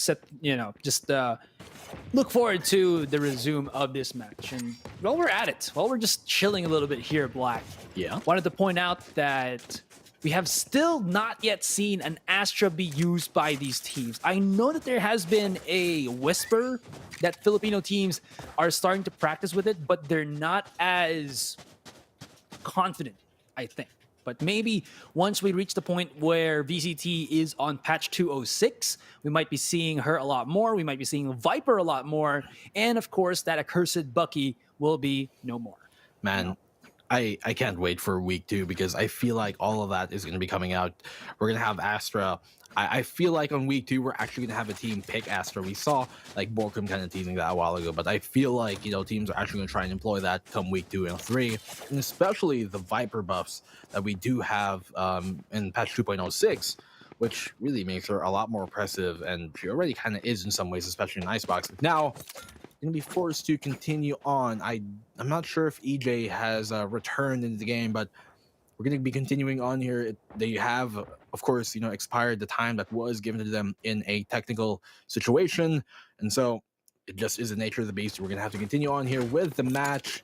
And it will be, to start things off, the pistol 4v5. Unfortunately enough, we're going to hope that he's going to come back later on. But even if he does, I still don't think it's going to be enough, because Bren Esports right now, they have a surmountable lead over Empire. They're looking to take the pistol too. You're going to try to take that one here, but man, this is going to be very difficult. And they're on the pistol as well. They need every single hand on deck if they're going to have a chance to break through the Bren roster. And Bren, they're not going to play this any easily, or they're not going to make it any easy for Empire. Look at that 4-man stack on B. Crossfire is set up for Bren. And then they have Dispenser just chilling at the back of A Heaven with all of his utility, his traps, as well as that Cypher Cam on the site itself. This gives no chance for Empire to sneak one in. It's all going to be about that contact play. And in the end, Empire, they just got to make a miracle happen. Again, this is a rather unfortunate turn of events, but they're going to have to play this 4 versus 5, unfortunately. Well, no member going down here for the side of Empire just yet, and so if they can find the opening pick, they can kind of equalize things on up, and this can be something that they really have to work on here. But Empire now, they are playing on this attack, and so they're going towards the B site, which is only solely defended here by Nexi, but there is a bunch of utility to try and help that endeavor. Borkum's going to find an opening pick here on Nexi, and he does go down, which means now the A site, well, things are not looking too hot as they're going towards A. There's only, of course, here Dispenser to hold on to things. He's going to let them plant. But right now, it is a 3v5 situation because of EJ, of course, not being there. And Dispenser brings it down to a 5v2 situation. It does seem everything is crumbling here for the side of Empire. Bat Ghost, last one going down. That will be the defuse. That will be another round here for Bren Esports as they do extend their lead. 7 rounds now over Empire, and easily could be 8, since they do have the economic advantage and the man advantage as well, coming into the second round of the half. Will Bren be nice enough to actually take down EJ? Because if he doesn't go down, his money is just going to be in tatters. Well, they should spot him out in spawn. They know what's happening anyways. 4 versus 5. And Spencer's just looking right at the body. Way. Nah, yeah, he's not gonna allow any form of economy to be built up there by EJ. Right, and unfortunate, but of course it is what it is. Ooh, another pause here though, but maybe this is time for EJ to reconnect. I hope a chance to dream. I mean, it's second game with Empire having the advantage, so every moment that Empire can delay so that they can allow EJ to come back is something that they would probably try to do, and they need one of their star players to get back on the table, on the board. For the moment, tactical pause. So there's going to be some mentions of how are we going to win this 4v5. But no, I'm pretty sure it's just a tactical pause to try to give more time for that 5v5 to go underway once again. Well, as we're waiting for things here, the beautiful vistas of Bind shall accompany you. Let's see how much detail Riot have put into this map. You can see, even though there are some positions here that you can see are actually kind of out of bounds, you can't actually step on it. So lots of detail put into it, and I am quite a fan of, well, very dusty maps to say the least, in competitive tactical shooters such as this one. Very nice, and does kind of show the contrast of the enemies quite well, as they do contrast well against that background. But round number 14 coming underway here. Bren Esports obviously with the advantage in more ways than one. Empire right now are going to have to find a stop, but it's going to be a difficult one to get going. This dubstep. Let's go for a quick information peek. Does see there Nexi on the opposite end of things, looking down his way, sheriff in hand, not wanting to take that fight. He knows all he has is a Spectre, which can shred people up close, yes, but might be a bit too out of range for him to be taking that engagement with, and so realizing he's gonna fall on back, Dispenser tags him on up there. You can see Bat Ghost gonna try and get that dart off of him. Dispenser moves his way here to intercept this push as it does happen. He's gonna start things off on the Bat Ghost, and Draxi, he's gonna come around here towards Showers. Might lose his life too if he's not careful, and he does. Dispenser, there's a second frag going his way here, Asarai, as Jesse Vash will chime on in. It's gonna be Nexi, the last one left alive here for Empire. At this point, well, 11-3, I think it's safe to call. Yeah. And imagine this, you know, the longer this series go, the more time that Pirates and Hashira have, I guess, relaxed time. So they can just chill a little bit. If Hashira are feeling pretty exhausted and from that first series, you know, against GXR, at least this is something that they can use to get a bit of Z's maybe, or start to plan what they have to do to win that match later up against the Pirates. But for the moment, it seems like there's going to be a selfie here from Bren. Look at that. Nice little cheeky Hammer there, of course, with the star EJ. Love it how EJ is there. Imagine if EJ just like, you know, straight up moves and then just double headshots both of them and saying, "What the hell are you doing?" Just That would've comes been funny. online at the very last second of things, taking like, take your hand off my shoulder. Here we go. Round number 15 coming underway. Empire finally able to buy up into this one. That's right. So this is where they're gonna have to make their stop. I think it's safe to say they lose this round, they lose the map, which I mean it's already looking that way anyways. But Empire, this is do or die for them. They lose this one, then they're well, is map number 2 going the way of Bren? We move into map number 3, wherein if EJ can still not connect, then they're gonna be able to actually sub in Pretty Toxic there to take his place. But of course, it will be something that does favor the side of Bren Esports to not have that, you know, first starting 5 here coming on the side of Empire. Although, yesterday, during the quarterfinal, Empire, when they were playing Split as their first map, did bring out Pretty Toxic to start things off. And she actually did pretty well. On the especially in the first half, Empire as a whole did kind of struggle in that first map in general, and so can't really blame her for that. And I'm curious to see if they will sub her back in coming into Split as they did, you know, start the series off yesterday in the quarterfinal. Will they do it against Bren is a question. They might not have a choice because EJ still does seem to have issues getting back into this one. Bren Esports 11-3 and looking to run away with this map in more ways than one. That might be just a big punch in the gut because I know that Pretty Toxic did a good job when they played Split, but again, like I said, pretty good is not enough against Bren. They need to go above and beyond. They need to be amazing at this. Well, there is going to be the buy round here for Empire. There still could be a chance for them to delay. Like you said, I don't think there's going to be a chance for them to get this W now in this numbers discrepancy, but maybe they can just prolong the timing. Maybe even catch off Bren here. Symbol and Nexi will be starting off the fight. Their 2 heavy hitters will be coming off, but the split, oh my goodness, just the pre-fire here as well as the crossfire set up by Bren really hurts their case. 2 versus 3 as Bat Ghost and Draxi are still outside of B.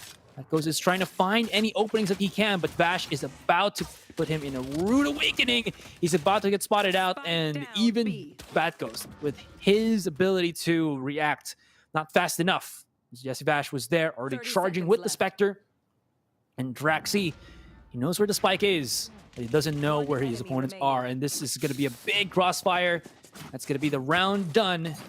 With EJ still unconscious here. Well, it seems like his team are going to be in for a wild, rather difficult ride. We're now to match point. Very unfortunate, but well, in an online tournament setting, it kind of just is the nature of the beast sometimes. Of course, no excuses can be had nor made here, because even without that, I feel like Bren would still take this map. Even when they had EJ here, Bren were doing really good. Of course, it would have been more competitive to have him in the match, and of course, we'd love to have him in the match the same way we would have loved Johan to be in that match against Hashira from GXR, but it happens. It is what it is. Gotta make the best out of the situation. When life gives you lemons, you don't make calamansi juice, you don't make apple juice, you make lemonade. And right now, Bren Esports, well, they're sipping their tea quite cleanly. No one giving them any bother. Empire forcing the buy here. 2 Bulldogs. But will their bark be the only thing they can get to bring here? Will they have enough bite to come back into this one? That's the question. It'll be very difficult for Empire to bring this back as a tactical pause is expensed here. The last one, I do believe, for the side of Empire in this map to try and buy them even more time for EJ to come back on in during the buy round. But right now, well, light at the end of the tunnel, quickly fading for Empire. There's only, I believe, what, 30 seconds per tactical pause, and they've expended all, like you said. Man, I was okay with the chances for Empire here, but this is just ridiculous, dude. You can't. There is nothing we can say about it. It is what it is, like you said. And oh my gosh, I just feel for Empire right now. There is a nice little kill there. And we are getting some confirmation from production that Bren You know, being that the team that they are also gave their tactical pause. It wasn't only Empire's tactical pause that was used; it was also Bren, so that they can, you know, prolong this match for as much as possible. You know, the camaraderie and the sportsmanship from these guys, gotta commend them. But as is with the rules, and of course our TOs who will enforce the rule book, we can't delay any of the matches here, even if the players are okay with it. So for Yeah, the I mean, moment, yeah. I'm sure Bren would have loved to, of course, actually take this map against a full 5-man lineup of Empire. As we saw, for example, Jesse Vash during stage 1 when there was a team, I think it was Dreamfire, who played really 30 good seconds against left. Bren. They were actually pretty happy the fact that teams were improving and getting closer and closer to their level. And so these guys know what they mean for the scene, and that bit of sportsmanship does help, and of course does promote their community for us all to be playing in. In the end, though, Empire concede this map even 10 after all the seconds timeouts left. given here by Bren Esports. It will be the map taken by Bren. They do tie the series on up 1-1. 13-3 will be the final scoreline for map number 2.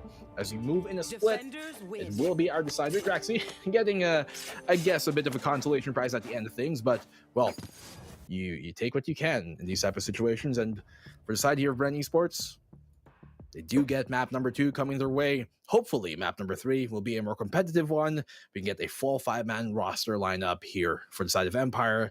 Series is tied 1-1. Split will be the decider, Asarai. And that's, well, something we have to look forward to. I definitely look forward to it, but there's a difficult thing that has to be swallowed now by Empire, and that is they might not be able to play at full capacity. I know that they have a 6th player in the form of Pretty Toxic. Like you said, she was rather good in that split map, but there were points where you know that she was still adjusting to the team of how Empire played, and that might just be one of the reasons, if ever, that they use her that could really hurt the case here of Empire. And like I said, EJ to start things off, and in the back, it's Nexi to play and kind of, cover the front, cover the back. It allows Empire to do so much. But now we might be seeing, if ever Pretty Toxic comes back into the play here, Nexi going into a duelist himself, because they need something more stabilized. But here's the good thing, at least, if they play this 5 versus 5 with a different player for Empire, Bren is going to be starting on defending side on this decider map that is split.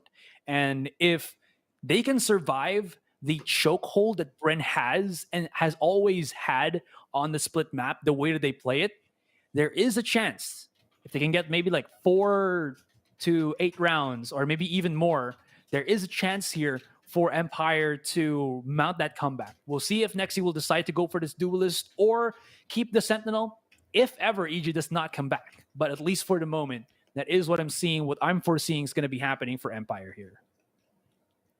Hopefully he can return, before the third map does get underway. We'll obviously do that after a short break. But for now, it just, as you're talking about it, it's the nature of the beast. But if you're Empire, well, you kind of have to realize that, okay, that map was that map. Let's focus. Let's look at map number 3. And let's not let kind of like the misfortune bring negative energy into our map number 3, because that's the map that will matter the most for us. Let's look on forward, try and reset ourselves mentally as a team, and, well, really try and pull the best out of a hairy situation in their side. Of course, I'd have loved to see them, be able to try EJ on that split, because last time they had, Pretty Toxic. That was yesterday during the quarterfinal. They had Pretty Toxic in his stead, and it actually was kind of a mixed bag of things. But I do believe there could be things that they might have rectified overnight, and so I'm excited to see how they're going to be playing split. But we're going to see now who will take this series at the end of things. We're going to be going into a short break, guys. I'm Black and Blue with me, Asarai. We'll be back after a short break. See you in a bit.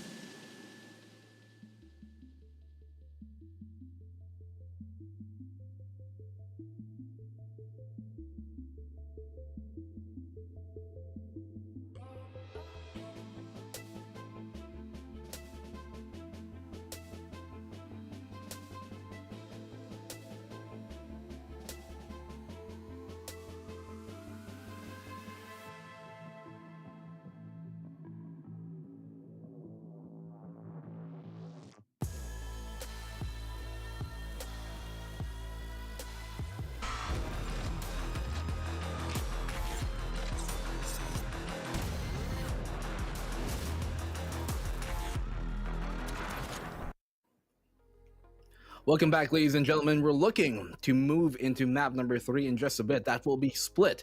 Map number 1, obviously, taken there by the side of Empire in very swift fashion, very entertaining as well. Bren Esports able to take map number 2 in a series of unfortunate events. But Asarai, looking into things, how are you doing as we wait here for map number 3? How you good, my man? Honestly, I'm doing pretty good as of the moment. Aside from that point where, again, there was the hiccups, or honestly, it doesn't feel like hiccups anymore. It feels like it was a full-blown Burp. disaster there for Empire, at least in that second game. Doing pretty fine. And I'm just looking forward to the point where Empire can still mount that comeback and still bring it back if only EJ is going to be able to play. But, we're just going to have to wait for the decision of Riot, the tournament organizers, if ever EJ will be able to play coming into that third game. In any case, here, Black, while we are waiting, thank you so much, guys, as well, for tuning in here. If you guys weren't there, we won't be here as well, making it all possible for us to do our jobs, and hope you guys are enjoying. I know that it has been a weird day. The second day has been a thrill ride in the most unexpected of ways. But if ever we do end this series, Black, we still do have that last one. That is going to be the 60-45 Pirates and Hashira. And again, a proving point for both of those teams. Neither one of them has gotten into the semifinals, if I'm not mistaken. And neither one of them has gotten into the grand finals of VCT just yet. So 60-45 Pirates and Hashira are going to be butting heads. And I believe both of these players, both of these teams have boot camps. So none of those hiccup issues that we've had in the past two best of threes. Yeah, I mean, if I was to sum up day number 2 here, I kind of put it like a roller coaster of different things. It's been a theme park of anything. But guys, I believe we do have something to show you guys. Of course, we do have a giveaway to be given. All you guys have to do to be joining that giveaway is simply, I think it's supposed to like and share there. You like and follow, rather, the PPGL Facebook page down below. Like and share the stream with a caption of the team that you guys are rooting for. Make sure the post is public and include our official hashtags as hashtag Valorant Challengers, hashtag VCTPH, and hashtag PPGL Valorant. This is the Facebook stream, by the way, that you guys have to share on your Facebook. Make sure the post is public. At the end of today, the third series, we're going to announce the 10 lucky winners that we do have for 1,500 Valorant points, guys. Get everybody involved. Get your friends and family involved. Your mom, if she wins, she can potentially give it to you. Who knows? If she plays Valorant, even better. So do make sure to share the stream. It helps us, help you guys, bring you more tournaments like this. Here you are, of course, watching week number 1, day number 2 of stage number 2 of the VCT PH, guys. At the end of everything here, we're going to find out, at the end of the stage, who will be the 2 teams to represent the PH. And, of course, Asarai, kindly indulge our kind viewers here on what exactly they're tuning into and what they can tune into otherwise. Yeah, guys. So we have 2 streams for you available. One in our Filipino language, which is live right now at facebook.com/ppglgg. And of course, the one that you're tuning in right now, which is twitch.tv/ppgl_VCTPH. And both are available to view if you're having issues with your connectivity or whatnot on YouTube at bit.ly/ppgl-YT. We got everything for you. Even the VODs is available straight after these broadcasts. So if you missed any of the games, go straight up to YouTube and check those out. Maybe you're sick of us with our English commentary. That's sad, but you can go to the Filipino one, which is slightly happy. So you know what? Not too bad. You can try it out if you guys want. Or maybe you can have both available so that you can boost our numbers even more. That's also pretty viable for you guys if you would want to. I mean, I'm not forcing you, but it is something that could be done and would really help us out. But you know what? We're just happy you're here. Hey, bro. I mean, we were at the front page a while ago, which I consider that a win here at the English stream on Twitch. And so, guys, we once more, English on Twitch. Facebook is a Filipino one, and we got YouTube for both. So if you need a mirror for that, if you need like an alternate, stream to be tuning into in case the other ones do kind of falter, do check into YouTube. We should have everything there. Of course, we do have VODs as well saved on the individual pages and the social media, platforms there that we do have in streaming platforms that we do have here on the board. Make sure to follow the page as well, PPGL and PPGL Valorant here, VCTPH, for more information and for more updates on when we do go live. of course, tomorrow will be day 3. It will be the last day. After this, it's going to be going on like pretty much. Just to look at my calendar real quick, the next date should be 16th to 18th, and then the weekend right after that as well, April 23rd to the 25th. Oh, I'm casting on my birthday apparently. We're gonna be our week 3, and so yeah, guys, do be sure to come on back on in here. Asarai, you mentioned you were gonna have corned beef for dinner and potatoes, and I just want to ask you, what is your perfect like side dish to accompany such a delicacy? What would the side dish be? Can I ask an example for it? I guess like let's say tonight, for example, like what do you be looking for if you could have anything out in the wild? It could be a vegetable dish, it could be, I don't know, something like rice, a carb. What is the proper side dish for the corned beef? Okay, I have 2 answers to that, and it might seem weird. So if you guys are wondering what corned beef is, I think everybody knows what corned beef is. I would have either one of 2 things. Probably a spicy Korean noodles, and then maybe French fries, because I feel like I'm just craving French fries for some reason. But I have heard on our production, can you double check for us? Is it really going to be like that decision? Yeah. Because okay. Black and Blue, since I answered already your question, you have to relay this one to the viewers. I guess I will be the bearer of news here. Don't shoot the messenger. I'm just here to do what has to be done. Guys, unfortunately, we do get word that Empire will be kind of, how do I say this? Well, to put it bluntly, forfeiting map number 3. We will be pushing on with Bren moving further up into the bracket, into the grand final to be playing the winner of our next series, which will be Hashira versus 6045 Pirates. So once more, Empire do forfeit map number 3. Could not get back in time. We gave them even extra time because we really wanted the series to continue on. Full 5-man setup. Trust me, we would have loved it to happen. I'm sure Bren Esports as a team, as an organization, and as players themselves would have loved to get a proper 5-man, competition going on, 5-man roster on the opposing end of things. I know for sure they'll take the win, but at the end of things, the competitive drive in you would love to have played that game. Unfortunately, we cannot continue on as they could not get somebody to replace the 5th man that was lost, and they're going to be forfeiting the match. Enough time was given. In the end, it was a decision that was made here by our admin team, and that will ring true. So, guys, I'm Asarai. I'm not Asarai. I am Black and Blue. On behalf of Asarai, I apologize. You know what? You do the outro. It's your last match for the night. You do it. I apologize. All right. Before we do head into that break, and as Black and Blue crumbles to his seat with a bit of embarrassment, I think, from trying to be me. Come on, guys. I'm not cool. So, Black and Blue's the cooler guy here. But all right, just to finish off everything before we do go into that quick break, I just wanted to say again, if you guys know the members of SV Empire, you're friends with them, or you follow their pages, please do give them some messages of support, guys, because they're definitely feeling this one. And I would personally like to say that SV Empire have a legitimate shot in winning this best of 3, and I would have loved to seen Game 2 and Game 3 really play out. In any case, we're going to be going to a break, and when we come back, it's going to be the panel, and when that panel finishes paneling, it's going to be that match between 6045 Pirates and Hashira. So don't go anywhere. VCT, we'll be right back.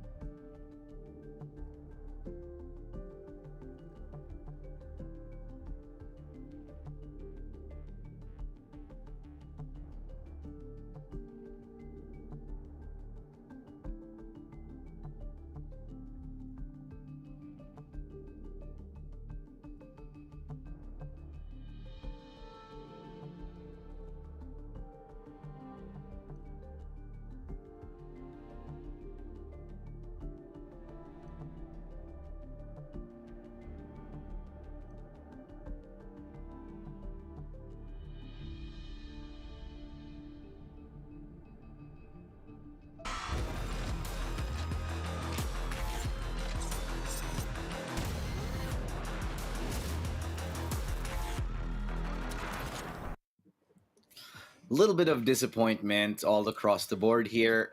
Unfortunately, we're seeing a disqualification at the worst time. Did everything we could. Unfortunately, when push comes to shove, we have to follow the rules, ladies and gentlemen. That's what happened here. So, what happened with Empire, for those of you guys who are wondering what exactly happened, they were unable to find a field, a 5-man roster to start the final game. They have a sub, but they were unable to start the match without her. This is they were unable to do it because you're not technically allowed to start a game that's a 4v5 only if you have a disconnect. So unfortunately for them, Empire is disqualified, but they're still qualified for the next bracket. This isn't the first time that we're seeing this today. We had a disconnection issue as well from GXR earlier on. That ended up in a little bit of a tragedy as well. So today, definitely a little bit of a struggle. But in the meantime, of course, we have to reiterate to everybody that this is just one of the limitations that we are going through in this, this whole crisis, this whole pandemic. We're all trying to deal with it. But obviously, as things get better, we'll get to do those lands. So hang on, everybody. We'll get closer and closer to it. So for now, that's the ruling because we do have to stick to the rules. Nobody's really that happy about it, but we just got to do what's got to be done. Now, going on and moving on with the show, we will actually talk with one of the members of Bren here. I got someone cool on the line, Dubstep, and he's going to be the interviewer. We're going to speak with him because we both share the same frustration. Dubstep, first of all, congratulations on the win. I know you're disappointed. I was kind of disappointed with a Hashira win as well because of the disconnects. It's a little bit unfortunate, but I do have to say big props to you for showing the sportsmanship because for those of you who are not in the know, Dubstep and Bren Esports actually gave their own technical timeout just to give Empire a lot more time to be able to reconnect. So thank you for the sportsmanship. We love to see that. We acknowledge that. Congratulations on your win. How are you feeling after that, though? I don't know. I didn't feel like it was a win for me and my team. I actually felt disappointed, but I'll take it because we can't do anything about it, and it happens. We just have to move on and keep moving. As far as I know, there's a rule book. We have to follow all of these, and I wish we could have played the third map. I'm happy that we were advancing in the finals, but not like this. Yeah. Well, this is one of the reasons why not just me, but a lot of people look up to the Bren name in the community, not only because of how great they are as players, but also as sportsmen. So thank you for that. Let's move past the DQ. Let's move past this. I want to talk to you guys about your performance lately. So we never really got a chance to talk about this. So if you could touch on this real quick, Masters, what happened there? How are you coming back from it? I don't know if we have to lose one map to be able to perform on the next map, or is it something we need to fix mentally? I'm really not sure, but we're trying to figure it out. We're trying to figure it out what's wrong with the team. We're trying to fix everything day by day. We're really trying to find what's wrong because sometimes there's just maps that you don't know what to do. Like you're getting surprised by everything the opponent does, and most of the time we're losing our our best map like Haven. Like what the hell, right? I'm confused as you guys. Like I don't know what to say when we underperform. But in the back of my head, I just say unlucky. So we have to move on, play the next game. Then suddenly next game, all of us are popping off. Every shots are hitting, and it's gonna be easy. I don't know. I don't know how to explain it. Yeah, Like honestly, I'm in the same boat as you. Me and the panel and the casters were like, why does Bren always have to lose map one or struggle on map number one? We hope Yeah. we hope you find an answer to that because we love what you guys are doing and we hope that this gets better over time. I do want to ask you guys real quick, Dubstep. What's next for you guys? What's next for Bren? How do you increase your game level to take down the other SEA teams? What's the next step? I guess do we have to put more time on what we're doing right now because right now I think we're not doing enough. Everyone's keeping up. We can't really cross the sea border, but we're trying. But in our practices, it's different. In our practices, we can destroy any team. We can win some of the best teams in the region. But when it comes to tournaments, I don't know if it's a mental problem or something like in the middle. But you get what I mean, right? Yeah, yeah. Our expectations are like so high that sometimes when we're in the tournament itself, it just explodes. Mm. I feel like you'll eventually find an answer to that. So, good luck to you guys. Honestly, you guys have been so amazing in your runs. But I think finding that magic touch to win those victories across the region, that's what we're all waiting for. We're all waiting for that time. But unfortunately, I got to cut this interview right now. Before I let you go, Dubstep, honestly, you've been amazing. But it's time to ask you if you have any shout outs to anyone in the audience, anyone to anyone at all, anyone you want to give thanks to. I want to thank first my organization, which is Bren Esports, my family who's watching outside my room, and my teammates as well, my coach, my girlfriend, and everyone who supports me, especially on my stream. Everyone who lives there, like who lives in my chat, everyone who's trying to comment on my Facebook pages or Twitter. I want to thank all of them for the never-ending support that they give to me. They are my inspiration and they are my motivation. That's why I'm still playing this competitively. Oh. Yeah. Yeah, well, you heard it from the man himself. Go check out his stream, whether it's on Twitch, whether it's on Facebook. Go and check out Dubstep stream. Of course, support the guy. One of the people who made the local FPS scene since the very beginning. Definitely deserving of all your support. So thank you again, Dubstep. And good luck on the grand final tomorrow. Thank you. Thank you. All right, so you heard right there from Dubstep himself, the super jet of Bren, but it's now time to hear from the super panelists here on this cast now today. Again, welcome back, Trix, welcome back, Viminal, welcome back, Ling. I'm trying to be hyped because I'm super disappointed about what happened. We got a good semifinal coming up next, though. So that's what I'm trying to be excited about because next game, it's going to be a good one. We got Pirates, we got Hashira, a real test to see if Hashira deserve to be in the semifinal. If they win, then they'll definitely be able to say, yeah, we earned the spot right here. But, it's going to be a little bit of a tough one. I will go to you first, Ling. What are you feeling on this upcoming game? Well, for this upcoming game, it really goes down to what are going to be the map picks here. I've seen in the qualifiers that they have run on a very experimental agent compositions. I was hoping for them that hopefully we could give something different on towards a mix of pirates and hopefully on the side of Hashira. I mean, most likely, given that how much synchronized that they are right now, some sort of outplay could be made for them to be able to shut down this up and coming team that has made their amazing debut on towards this broadcast and do whatever they can. I'm pretty sure they learned a thing or two after watching the games from like yesterday. Yeah. Well, let's not talk about that too much right here, Ling, because we do have to talk about the previous game. Unfortunately, we all want to kind of move past it at this point, but I think it's good to say, Viminal, the sportsmanship shown by Bren, even giving their own pause. Yeah. To a team like Empire, that's big, man. That's big. That's some big, very respectable play right there, showing incredible sportsmanship and just one of the reasons why they're the stalwarts here of the local scene. How important is that? Yeah, absolutely. I mean, these guys are professionals, and being a professional player is not really all about just your skill or being paid to play. It's all about, the attitude that goes with it. And, big mad props to Bren for, again, doing everything they can so that they could play the third map. Fortunately, just in the end, it just couldn't push through.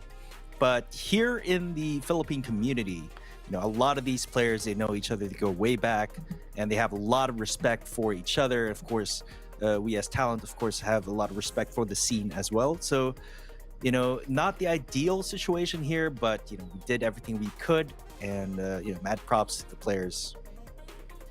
Yeah, definitely. But let's go ahead and talk about the side of Empire right now. In game number 1, they look good. Bren, not so much. Trix, what's going on? Why do you think Bren have to seemingly lose game number 1? Or was it more of Empire just stepping up here? I think that regardless of how it went either way, it was just Empire knowing what they're good at, and possibly also having access to how Bren plays Haven in general. Bren has been known to play Haven and have it as their best map, and because of that, there are a lot of VODs on how Bren actually plays Haven. Yeah. Oh So I yeah, would take and that into consideration, possibly, doing their homework. yeah, I think so. Empire's not a team that's ever been shy to do a lot of VOD reviews. That's kind of what we do. I mean, just Empire, I think version especially has been the nerd of VOD reviews for so long. Probably imparted that onto the work ethic of Empire, and so maybe. Maybe that's one of the reasons why they were quite good on it. I mean, 13-6, that's no lie. That's no joking matter. That's a stomp. I mean, you can't ever just say that, oh, it was a lucky win. No, because it's a 13-6 here. Now, Ling, what happened in the on the converse that game number 2, it was actually going well for Bren and then decently for Empire, and then the disconnect happened. How do you come back from that as Empire? I'll go straight to you, Link, for this. How do you sort of recover as a player? Maybe what's the go-to plan here? I mean, there's no other outplay to this in terms of like you as a team, or rather as a player experiencing adversity in terms of like your experience with the tournament. The best way that they can do is actually try to actually push through this 4v5, regardless if they're playing on a huge disadvantage. Yes, it's completely unviable, but rather than just accepting the fact that this is going to be a loss, it's a lot better for these teams, or rather for Empire, to tackle this heads like straight up, because there's literally nothing else that they could do. The most that they can is to actually try to win these games in behalf of EJ that wasn't exactly there to perform. They should actually prove an effort that they are going to be willing to win, and giving up straight up, I mean, there's nothing much you could say about that. There's nothing much that they could dissect. They had no effort to that, and it actually shows. 13-3. Yeah, well, yeah, that's just the way it goes, man. And Tricks, after this loss for Empire, you gotta be tilted off the face of the earth. How do you come back from? How do you say, okay, we're gonna get back into it. We have another chance in week number 2. How do you just sort of zone into that and tap into the energy that you might be able to win again? I mean, it's just a matter of professionalism and sportsmanship at that point. There's nothing that they can do, whether they are the players. There's really all that they can focus on now is that it's not over. They Yeah. have something else to look forward to. And I'm sure that Empire has that mentality as well, that's saying, you know what, it's not over till it's over. And clearly we have the next playoffs. Yeah, exactly. The next playoff's still a thing here. We got 2 and 3 for the weeks. Definitely cannot lose hope, especially if you're Empire right now. The story is definitely not over for them. They're still automatically qualified. So the fans of Empire right here, you guys, your team, you still have a chance in this next week. Hopefully, if things are a little bit better over then. We can't bypass the rules. We got to do we got to do what we got to do. We got to live up to it here. But let's talk about the next series. Don't want to linger too long on this one. Let's talk about the bracket, rather, excuse me. We have the bracket coming up, the story of the day. It wasn't the smoothest of days, but it was a day nonetheless that we should be proud of. A lot of sportsmanship all across the board. And if I may say, I think a lot of other teams should look up to Bren and how they give that tactical timeout to their opponent here. I think it was honestly an act which everybody should start to emulate. So props on them, and they take the win here 2-1. And we're going to be seeing the next match, Pirates versus Hashira. I already asked Ling her opinion on this next matchup. Let's go to you, Vim. Yeah, again, Pirates a bit of a dark horse in this entire tournament thus far. Initially, we were predicting them to have a rough run, a rough performance, but they definitely proved us wrong. The majority of us here on the panel and the casters as well. And as always, it's always a pleasant surprise when that happens because, as I say, always welcome to be proven wrong, especially when a team really shines and really proves their mettle. And Pirates is a team that definitely did their homework and definitely showed insane mechanical skill. And honestly, I'm really looking forward to this next matchup against Hashira. Yeah, Hashira definitely a team that we've all been hoping to see improve, and they have been getting closer and closer to doing that. They are definitely looking a lot better now. But let's give quick thanks because it's a time of thanks to be appreciative of what we do have. Thank you, PPGL, the largest multi-game esport league in the Philippines, organized by Mineski and of course the Globe Telecom. Hashtag reinventing victories in Valorant with the new Mage Punk bundle. Get yours now on Coda Shop with Globe, as well as thanks to Predator for being our official gaming PC and laptop partner. Predator, hashtag summon your strength. And also the Globe Virtual Hangouts because they will reinvent esports and bring it to a whole new level. Let's get hashtag OL together now. As virtual hangouts, Go Esports brings events and programs like no other, starting with an apprenticeship program led by the pros, stream takeovers, and local and international tournaments. Download the Globe One app and click on Virtual Hangouts tab to get updated on the latest happenings on Globe Virtual Hangouts. Do not forget to like and follow PPGL's official channels too. It's facebook.com/PPGLGG, as well as PPGLGG on YouTube and PPGL_VCTPH on Twitch. And last but not the least, check out our TikTok where we do a lot of meme stuff and just fun stuff at the Twitch. It's at Hello PPGL. So we're talking about you now this time. If you guys want to be winners there at home, if you want to be lucky winners of 1,500 plus Valorant points, we got a giveaway at the end of the day here. I know it's a long day. It's about to get even longer. Check out the bottom of this stream right here. We're dropping it now for you. All you got to do is this: 1, 2, 3, and 4. Like and follow the PPGL Facebook page. Share the stream. Follow these instructions. You know what to do. Use the hashtags. We'll choose 10 winners at the end of the day to win, and we'll be announcing them at the end of the stream. So, guys, of course, you got to stay tuned to it. And on top of that, if you want to know where to watch, either Twitch or Facebook, because we got English and we got Filipino streams for you. For the people who want to watch in Facebook, all you got to do is check out the Filipino stream, facebook.com/ppglgg. And for English, it's on the twitch.tv /PPGL_VCTPH page. Both panel sessions will be in English. So every time we come up here, it's in English because we barely know how to speak one language. Don't expect us to speak more than one. So that's been it for us for the meantime, though. We got to go in and talk about the next one here. We're looking at Hashira. We're looking at Pirates. These guys are sort of the rising stars of this community of the Valorant Philippine scene. Not necessarily the most experienced, but definitely bringing a lot to the table. Trix, you wanted to talk about Hashira before. How much have they grown in the time that we've known them? I think that they've grown quite a lot. We're able to see that they're taking up a lot more strategies. They're being less predictable in terms of set strategy playing with. They're starting to do defaults, the retakes. You see a lot of crossfires coming in with Hashira. So I think there's a lot to expect from them on how they're going to perform. The issue, however, with this team is that they don't seem as malleable when it comes to tactics. Yeah, I think so too. I agree. Maybe changing it up a little bit and being a little bit more diverse in their playbook could be something that benefits them. But of course, when it comes to the nitty gritty, the aim duels, they're very, very much capable of doing that as well. Now, Ling, let's go ahead and talk about the Pirates, the people who want to steal the booty at the end of the rainbow, or rather at the deserted island, end of the rainbow. Talk about the Pirates with me right now. So what is going on here? Pirates, they took that first match against Kadiliman, much to the dismay of the fans of Kadiliman, and right now they're in the semifinals.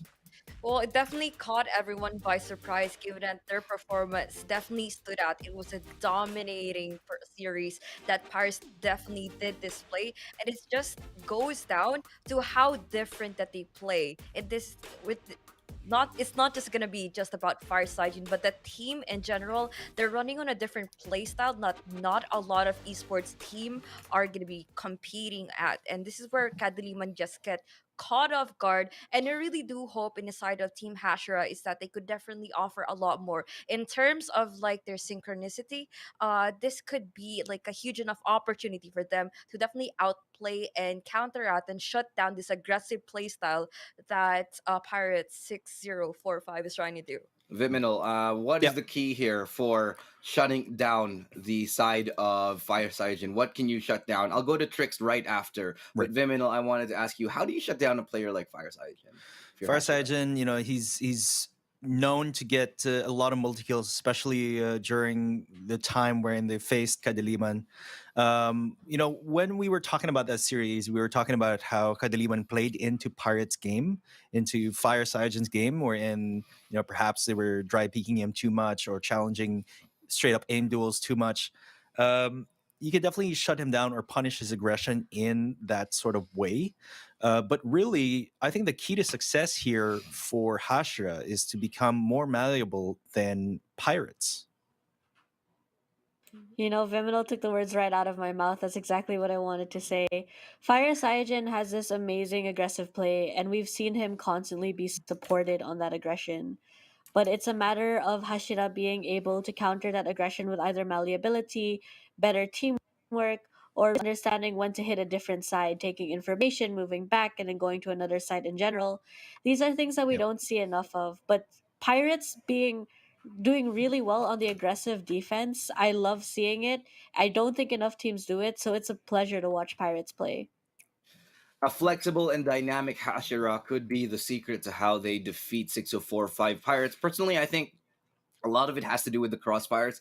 I mean, if you want to shut down a star player, you got to work together. That's just been how. I mean, that goes back to the fundamentals. And Hashira showing that they're improving their fundamentals. Maybe we'll get to see them shine later on. But where are we going to be facing off today? The head-to-head, is going to be coming up here. Two players that we're going to put the spotlight on right now.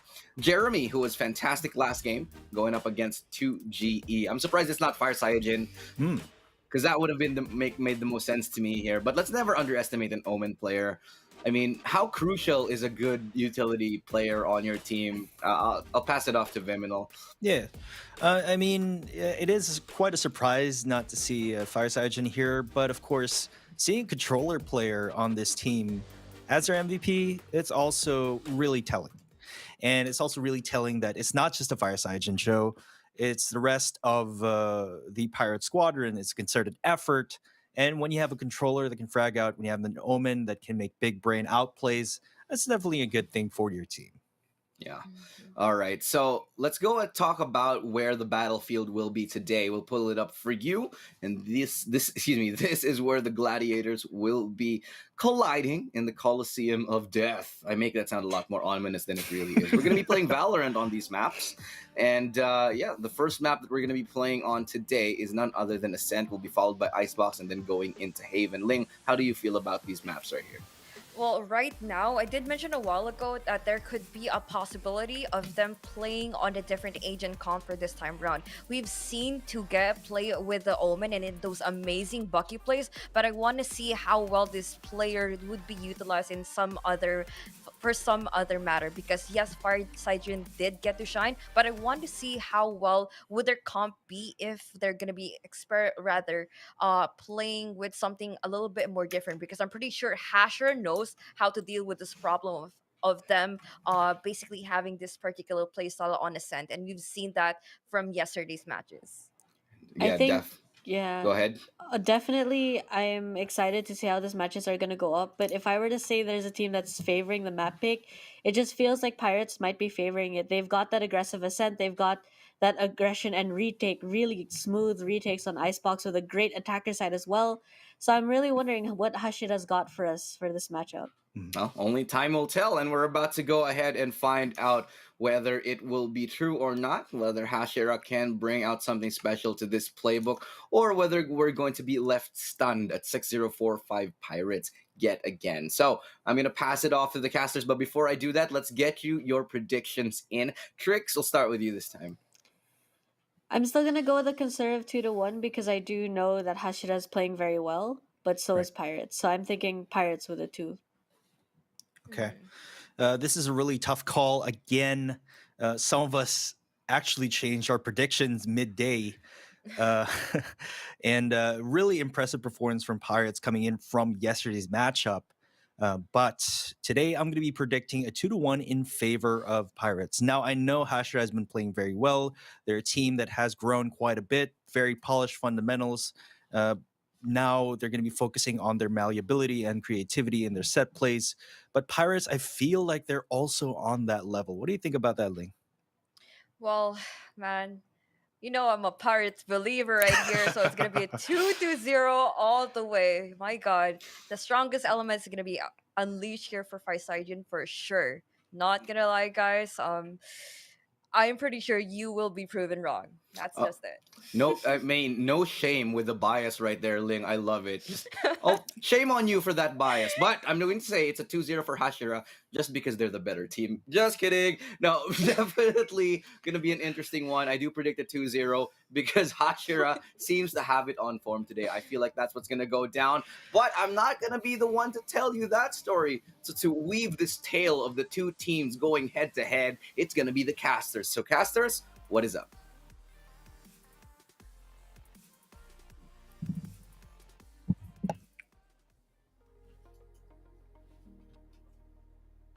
Swashbucklers and swordsmen. It's like a movie in the making here, but you are just gonna be able to sit back, relax, enjoy the show as we are gonna be getting into the last match of the night here, ladies and gentlemen. So we are back with some more action here in Divan Challengers, stage number 2, week number 1 for the Philippines. And I am Dax. I'm joined by Black and Blue, and this one, Pirates versus Hashira, feels like it's a big test for these two teams, Black and Blue. On one hand, Pirates really tried to prove that they belong here, and after a win versus Cadilima, they say, you know, how far can we go? How much progress have we seen from this team? And honestly, it has been quite a wild ride for them. In the meantime, for Hashira, it has to be that security. Remove any self-doubts. Say that we belong here in the semifinals. We deserve to make it all the way. And it really feels like there's two tales being told right now, but the inspiration and the motivation is still there for both teams.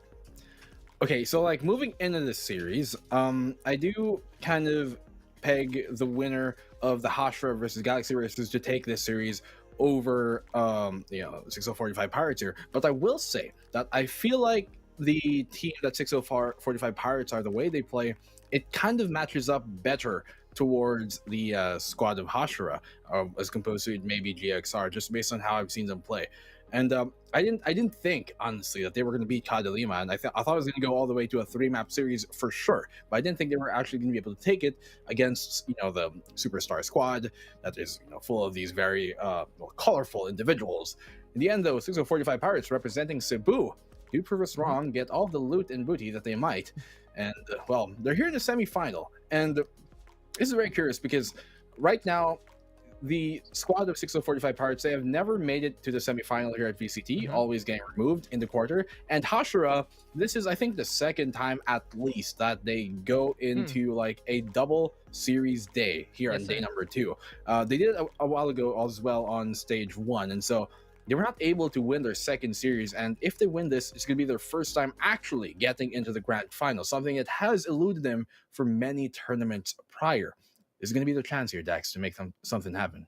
Yeah, it's been a long day at the office here for Team Hashira. Back to back, yet again, pretty much the way to go. But the endurance test going to be tested by a team of 6045 Pirates. And looking back at, well, Hashira versus Galaxy Racer, you can see that they were such a tactical team. And in the end, they were able to bring in the tactics, especially in the convincing win on Bind, to show on up and move to the semifinals, especially after everything has been said and done. In the meantime, though, 6045 Pirates, this team, the most impressive part about Pirates right now is how they can influence a game. Because remembering back to their match against Cadilima, at the start of the series, it was pretty even. It was around about 7-5, I think, for the first half. And then suddenly, Pirates is like, hey, you want to play our game now? And Cadilima got brought along for the ride, the same way our panel right now is riding Ling's hype train for Team Pirates. And the Fire Cyanogen show showed on up. Next map, it was a more concerted team effort, and overall, it allowed them to make it to the semis. But it is time now to see if Hashira can withstand the mental test of Pirates to be like, come on, play the way we want you to. And will they actually be led along to this temptation, or can they hold steadfast with the tactics? I just want to build quickly also onto the point that you made. If this was GXR, I do feel like that GXR would say, sure, let's go. Let's fight each other to the bitter end. But Hashira, this has to be resilience for them, especially not only because that the playstyle of Pirates is going to be tempting them to fight as much as they can, but also really the fact of endurance being such a big matter right now coming into this day. Dax, I think I don't have to ask you this question, but just to put it out on there, are you hopping on The Pirates ship. No, oh my god. Okay, I'm just gonna do this right. I love Pirates, and honestly, seeing some of these players in the collegiate scene also, I'm a very big believer in their playstyle. I'm a very big believer in their strength. But this is a little too much what Ling is doing. I gotta say. I love the gal, but she's just saying, she's like whispering in everyone's ear, vote Pirates, vote Pirates, vote Pirates. And if Pirates is able to do it, I would be happy to be proven wrong. But I ain't gonna be riding that hype train too quickly because we gotta keep it calm, keep it cool, as we are gonna be getting into Ascent. It's all about now these two teams facing off against each other, and no matter what conductor you're riding on, will it be the Hashira train, will it be the Pirates train, you are gonna be in for a treat. Winner will move on to face off against Bren Esports. Loser, we'll see them again in week number 2 anyway. So the last teams you saw a while ago, which was Bren and Empire, you're gonna be seeing them yet again for week number 2. You're gonna be seeing Pirates and Hashira as well, as they get the bye straight into the playoffs. Ascent though, the map, the place to be. And what are you expecting here, Black and Blue? Will we get the Fire Cyanogen show yet again, or will it be something a bit different from Team Hashira's response? Well, for one, Dax, we're gonna see actually Sky for the first time here at the VCT PH on Ascent. We did see Sky earlier on. I think that was Icebox. I forgot the team that actually brought that in, but it was here during this weekend as well. We saw it yesterday, played on Icebox, there was a Sky. It was accompanied with a Viper too, very interestingly enough. But now, as we're moving in to Ascent, first time we're seeing Sky being applied on Ascent, coming out on Hashira. And okay, so we have heard that there are, rumblings of Hashira trying out Astra and Sky here, and this time they're going to be applying at least one half of that new composition. It does almost seem, because Envy right now, as they're coming out here, you're going to see them starting on the attacking side. Hashira opening pick, not falling either way yet, but very heavy control, trying to be forced on out. You can see the Tasmanian Tiger there with the Trailblazer, finding that information and forcing them on back. But Rabbit, a quick right click to find Fire Cyanogen. His fire currently has been steamed off. Yeah, seems like it's not done yet. The charcoal hasn't really been heated on up. And for now, Hashira gets a really good pickoff onto a guy that is a ticking time bomb on the other side. Jeremy gonna be on the board as well. Hashira defending pretty well so far. Nico gonna get on the board, but Rabbit right now holding on to the Cubby, doing everything he can, and even jumps for joy, gets rid of Flash. There we go with Kira going down, and that's gonna be that here for the side of Team Hashira. They survive with 3 members. They hold on to that A site, and Rabbit, I've been pretty impressed by Rabbit today, and a start like that just adds in more to that extra emphasis, I say, of what he can do for this team. Ooh, very, very nice start coming in here for the side of Hashira. You can see already how much 2766 can invest into this round because of the fact that he absolutely did quite a bit. And, well, now we're going to see if Hashira, they should be able to get the second round on the board, but will it actually happen? We've seen quite a few eco rounds come in for the opposing side, for the team that is technically on that disadvantage. Work out actually in their favor here today alone. Now we're going to see if that's going to continue on. Aldrone here is going to spot out Rabbit. I'm not sure if they actually spotted out as well the Raze there, who was trying to help him on out. That was Jeremy. So he's going to have to try and fall back real quick, and Envy's going to find the frag here on the far side. And the second time he's gone down quick and early in the row. Rabbit will find a double kill going his way. Jeremy's going to return the favor. That's a second for him as well. And Hatred will clean things on up. It's a quick round here going in the favor of Hashira. It is 2-0, mind you, as the score does update on right now. Double kill for Envy. Double kill for, what is it? I think it's Hatred. Jeremy, rather, sorry. Envy and Jeremy both double kill apiece. Quick round already, Dax. I don't think that round even lasted, 30 seconds before we had to call the action. It was so quick that the Overlord couldn't keep up. But we'll see, though, as Hashira now gonna get tested by Pirates, gonna be having the guns. Basically, what Pirates is doing here is a bit of a heat check. Sure, they weren't gonna win that round anyway, unless they can make a miracle happen. And they tried to see what kind of reflexes, what kind of setup Hashira would like to play on that Cubby side. And now they're gonna be moving over to B side instead. But here comes the rifles, and here comes the Spectre as well. Waldo here from Hatred so far, really making this push from the side of Pirates gonna be even harder. Side Jindo on the high ground, he finds Hatred now. 2766 though with kill onto Nico with that Ares wallbang. And really the Silva very pesky with a machine gun just like that. Jeremy though, that moving on in. On the way into the dark cover, it does seem like that this is going to be such a disadvantage for Pirates. Fireside Jindo with the kill on Jeremy, but Rabbit is still there to pull another trick out of his hat. and it's all up to Kira now. Trailblazer leaps above, distraction into the isolation, and Rabbit will say, thanks for looking at that Tasmanian Tiger. Now it's time for me to get that kill. Another point on the board for Team Hashira. Trailblazer just kind of being like the third man on the roster here, opening the retake up there for Hashira. Of course, it was a 1v2 situation at the end of things, and so Hashira take a third round on the board. Okay, so Dax, they're not satisfied with the Ares. They pull out the Odin at the end of things here, 2766 once more, applying LMG Love, big boy macho gun action coming on here towards the B site.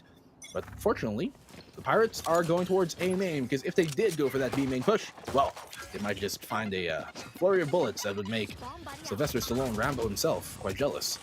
Jeremy pushing on in here, and Envy's going to find the opening pick actually on the Toge. That's actually a pretty big pick. The fact that they found the rain to start things off, and they rely on Toge's entry capability to really get them a bunch of rounds here, 6045 Pirates, and the fact that he does go down early on is a big pick coming from the side of Hashira. They take almost full control of that main, but certainly do give it up quickly because they know they can swing here, and Jeremy's going to get that free kill on the far side. And he hasn't been doing too much here to start the map off, but right now the pressure is on the Pirates. Jeremy's, it's going to be a second frag for him here, Dax. It's a 1v4. I don't think there is much Nico can do in this situation. Yeah, it's gonna be so difficult right now, and it seems like Hashira, they are just prepared to face off against Pirates here. They're really stemming the tide of whatever kind of momentum Pirates wants to build on. It's Nico and Kira now, the only ones left. Can they make a play happen? We got Hater though jumping on around. He's not ready for it. He just, the peak was so unfortunate because he didn't see this guy coming at all. The timing was just impeccable there from the side of Pirates, but 2766, he's ready to mow them down. Nico though with a beautiful headshot. The Omen getting a kill at the very least, but this just might be his time to die unless he can get one more head. No, it's not going to happen. In beyond the board, and Hashira just controlling the field, controlling the tempo, and controlling the score so far. Well, they've controlled much more than the tempo, the score, and everything else. They have great map control, and I love the fact that, as you saw there, they took early A main control by finding that opening pick, but then they relinquish it. You saw Jeremy play in that wide position, and you can see the spray down coming in here for 2766. Weirdly traded off quickly by Nico, but still, Hashira, they know when to push, they know when to pull back, and that is something that is really a mark of a team that does, practice quite a bit, and they do know how to make those mid-round decisions. As Envy finds an opening pick on the fire stage once more. Looks like the second or third time that sequence has happened exactly like that. And Nico, he's going to find the frag, and here comes one with Kira too. Jeremy's going to get the trade off with a showstopper, and Tuge is going to find Envy in return. It is now going to be a 3v2 situation as they try and make the retake happen. Hashira, 270-66, and Hatred, the last two alive, both coming in from the rafters. Aldrone to get that information off. He's going to be flying high and above, but right underneath there in the shadows will be Toge. He is going to have a very difficult position to deal with. He's going to be kind of playing the anchor here as they drop down. It's going to be Kira to play that contact, and he's going to swing wide, but look at this, a double opening pick on the retake coming from Hashira. It's all going to be in a Flash now, who's playing inside main. They have somehow made this work out here, Dax, and I don't know if Flash is going to be able to do enough stop this retake from happening. The defuse will be stuck. They do half it all up. The slow orb will kind of push him from actually aggressing there, and the Odin looking down his way. No way he's going to stand a chance. 2766 gets the round here. A great 2v3 clutch from Hashira, playing the team play perfectly, getting the round on the board. That's a 5-0 start for them. Man, this is huge here for Hashira. That's a handful of points already, but 2766 man-oh-man from the high ground, using that Odin as much as possible. It's just such an overwhelming gun to bring to a site. You can really clear out hell very, very quickly. And in that case, it's just like, watch out for Amen. I will trust you, teammate. Please keep me alive. And he did not disappoint. Slow orbs there to get thrown. Hater, of course, has been clutch all throughout the day so far in this previous series. He was just so potent at making 1v3s into 2v2s. But for now, it's Jeremy looking to play the aggression. They have to be a little careful though. Like Hashira, sure, they've been getting a good lead so far, but as we've mentioned, Pirates, these guys tempt you to fight in their lanes, fight in the way that they know how. And if Fireside Jin is able to start start of the muster the assault, then it's gonna be huge. But Hatred, he just doesn't miss. He tracks it down eventually, gets the headshot. Jeremy also on the board, and Envy unleashing the Seekers to get some intel. But this is Bitugia now going for a kill onto the sky. Jeremy though, the pain shields was just comboed on up.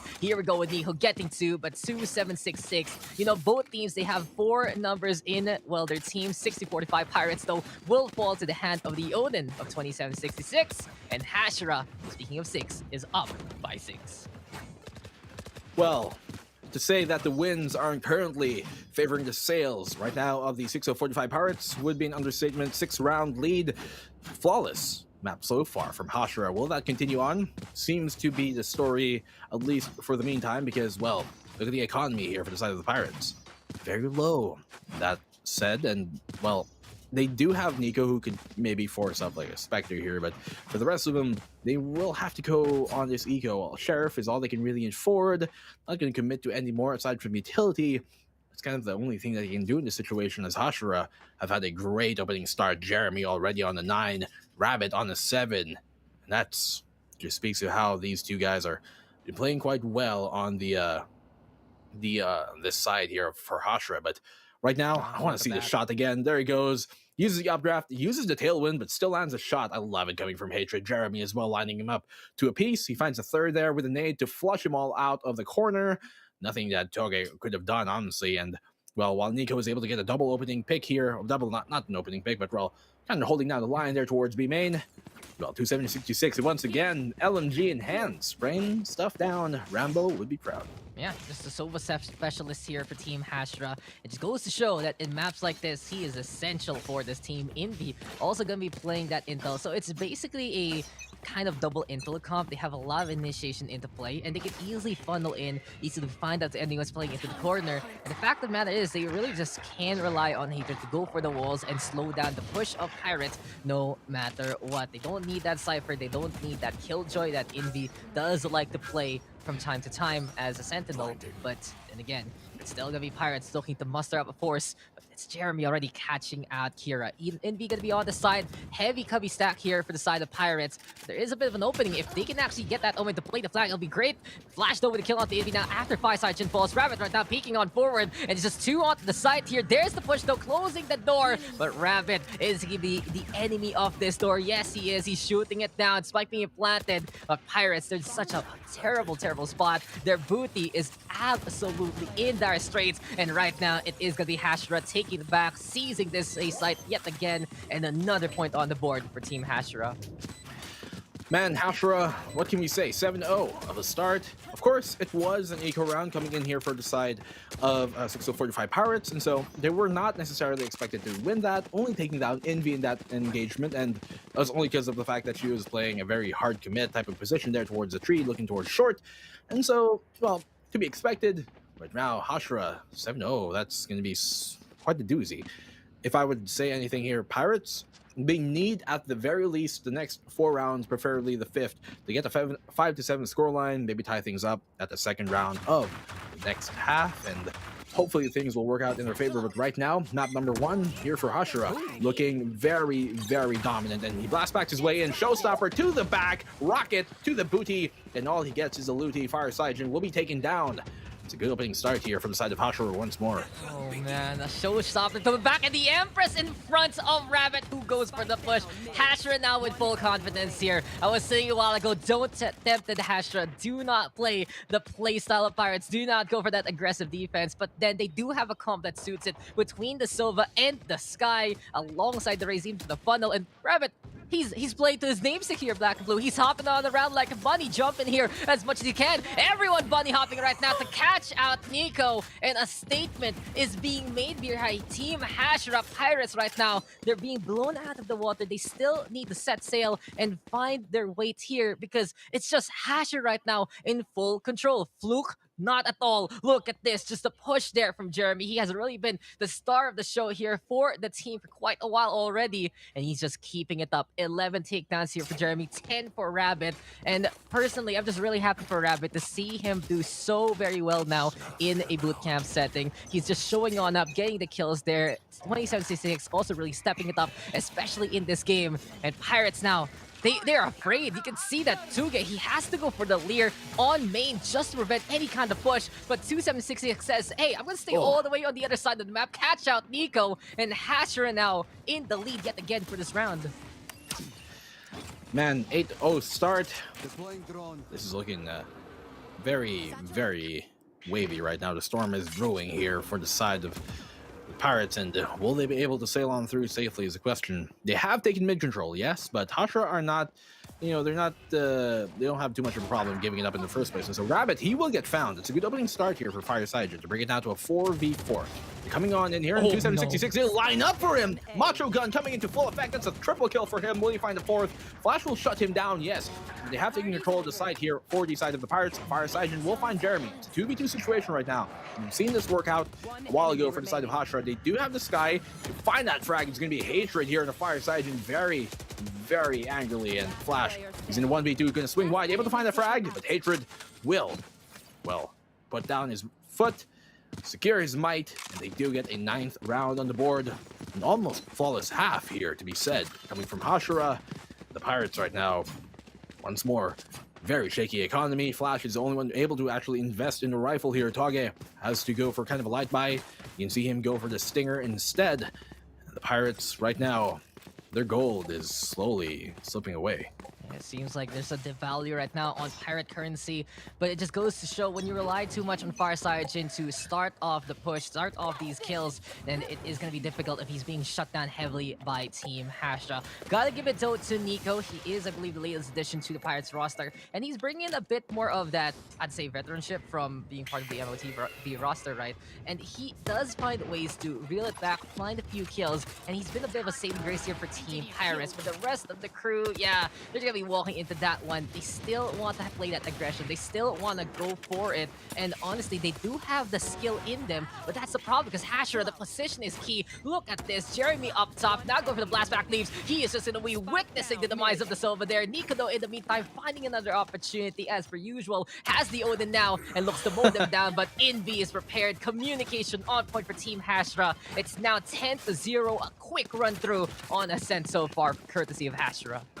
You can see Nico trying to return the favor there, the Odin just shredding them to pieces, and he tried to do the same to Hashira, but in the end, well, too much for him to deal with, double peak too, and so Pirates 0-10. This, quite frankly, I think we're both kind of looking at this match and saying like, Hashira probably take this, maybe 2-1, you know, but they probably do take it at the end of things, but I did not expect a 10-0 opening start here for the side of the Pirates. I mean, for the side of Hashira. I did feel that, you know, Pirates, they kind of overperformed, and that's not a slight against them, because I do believe they have what it takes to perform like that we saw with them against Kadaliman, but I also feel like Kadaliman, they just, you know, let that one slip. And I kind of went with Kadaliman for that quarterfinal yesterday, because I also did see 6045 Pirates not perform too well in another tournament just the day before, and that kind of skewed, I guess, my perspective on things, but they did perform well yesterday. I was hoping today would be kind of the same story, bring Hashira to that full third map, but right now the story doesn't seem to be, well, really turning that way, and so Hashira just smooth sailing right now, but a good opening pick from Tage here. Very, very quick and clean, but Jeremy will get the quick trade-off, and Dax, they're coming here towards A site with the lockdown to help that endeavor too, and 2766, he's going to spray on down with the Odin in hand, finds a frag here to carry the opposing Sova, and Fireside will find the double kill here on 2766, and Jeremy in return, not going to find the third, as Envy will shut him down. It's a 2v2 here, Dax, on the retake. Have it. Envy now unleashing the Seekers. He's the only one left on B site, and we'll see now if this can be Hashira cleaning up house yet again and making it still a perfect record. Will Pirates finally find the point that they need? We saw a flash of brilliance there from Fireside Jin. It's pretty much the standard stuff that you know and love from him, getting the kills just like that. But Envy taking advantage of the post-plant situation here to get unable to help out Nico whatsoever. They're watching over to that staircase now. Noise being made here by Envy, and he tried to play some mind games versus the side of Pirates. Can Envy get the clutch? Yes, he does. Hashira does it again. And really, that's the thing right now between this matchup. You can see that Hashira is so tactical in what they want to do. Pirates, in the meantime, they just want to be aggressive. They want to go for the push and they want to go for the fight time and time again. If Hashira, especially on the defense side, stacks the odds heavily in their favor, they have the flashes, they have the intel, they have the nades, they have the heals, the slows, and they even have a blind along the way. The way Hashira has been playing is just to counteract any common angle Pirates wants to play on and make it so that they're not going to be fighting the way that we just saw in the last round. Sure, it was absolute carnage in the lane of A because it was Pirates able to get in position, especially with the lockdown helping on out. But still, when there was tactics, when it was just Envy trying to outsmart the competition, he used Animal Kingdom basically to help him out. Seekers into play, go for the push, find that target, and here we go again. Hash already with the opening. 2Git goes down. Far side Jin though, you can always rely on him, but not this time. It's Jeremy Envy getting the kills. This is looking to be a perfect half for the side of Team Hashira, unless Nico can do something about it. He is the one who's trying to bring restraint to this team, but right now the only thing that's restraining Hashira is the amount of rounds they can play in a half. 12-0. Swap sides, match point. I think I need to pull out a spatula here because no disrespect, but 6045, they're getting cooked, man. I mean, during the VCT Stage 1, I think the most dominant and most, well, I guess stompy scoreline we did have was like 12-2, if I remember correctly. They got like the last round of the first half, which meant that it wasn't actually a flawless half, but I feel like, and correct me if I'm wrong, but I feel like this is the first flawless half we've seen here at the VCTPH. And, well, that's going to be delivered to you by Hashira. Pirates right now, 0-12.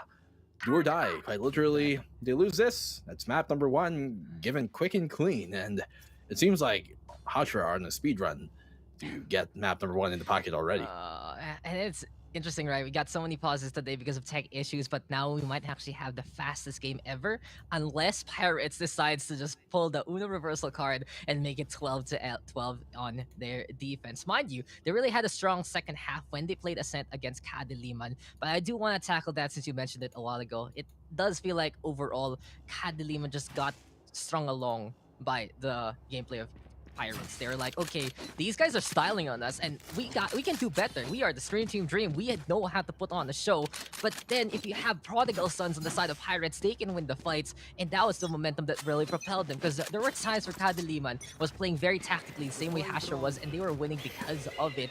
But this time you can see that this is an actual light tactical roster. This is a roster that knows so very well how to use their utilities and knows how to really show that restraint. But then when you get that utter confidence, when you feel like, okay, we can actually kill them, Hashira has proven to be the one superior still. So whatever that Kadiliman needed to do correctly yesterday is being done by Hashira right now. And honestly, this is a bigger test to Pirates because they have beaten a team that they basically strung along for the ride, like I was saying about that hype train and et al. But this time, they're the ones that have to adjust. It's not done yet. Pirates can still win some rounds and see if we can go for overtime. But more often, or more likely rather, as Nico does catch out Hatred there, it is going to be Farsight swooping on it to get the frenzy, to get 3. It's that clean slate that Pirates needs to get that round. And finally, they will get on the board. So no perfect 13-0s here. It is a difficult situation because Hashira is also playing the pistols. But when Macro comes into play, that might be the problem for Pirates. And I feel like it'll be better for them once we get to that second map of Icebox, regardless of the result now. Man, I mean, I'll call it 13-2 is what we're going to get. Pirates are probably going to win this next round. Yes, they do have weapons advantage, but when we get to the gun round, I think it's going to be more of the same story. Hopefully, Pirates can make the comeback happen. Is it possible? Yes. Is it probable? Very unlikely. And so Hatred, he does find an opening pick, but trickily traded off here as Nico is actually going to find Rabbit in return. So Hatred able to escape with his life, getting some of that cake and keeping it 2. Nico finding that shot there in the jumping Hatred, and so Parasaigen to make the push on happen here. They are coming from A main. Nico able to find a second frag on the board. That's going to bring it now to a 2v4 situation. Flash is here and ready from Envy. He will find the frag here in the Farasaigen. But will he find more? It's 3v2 right now.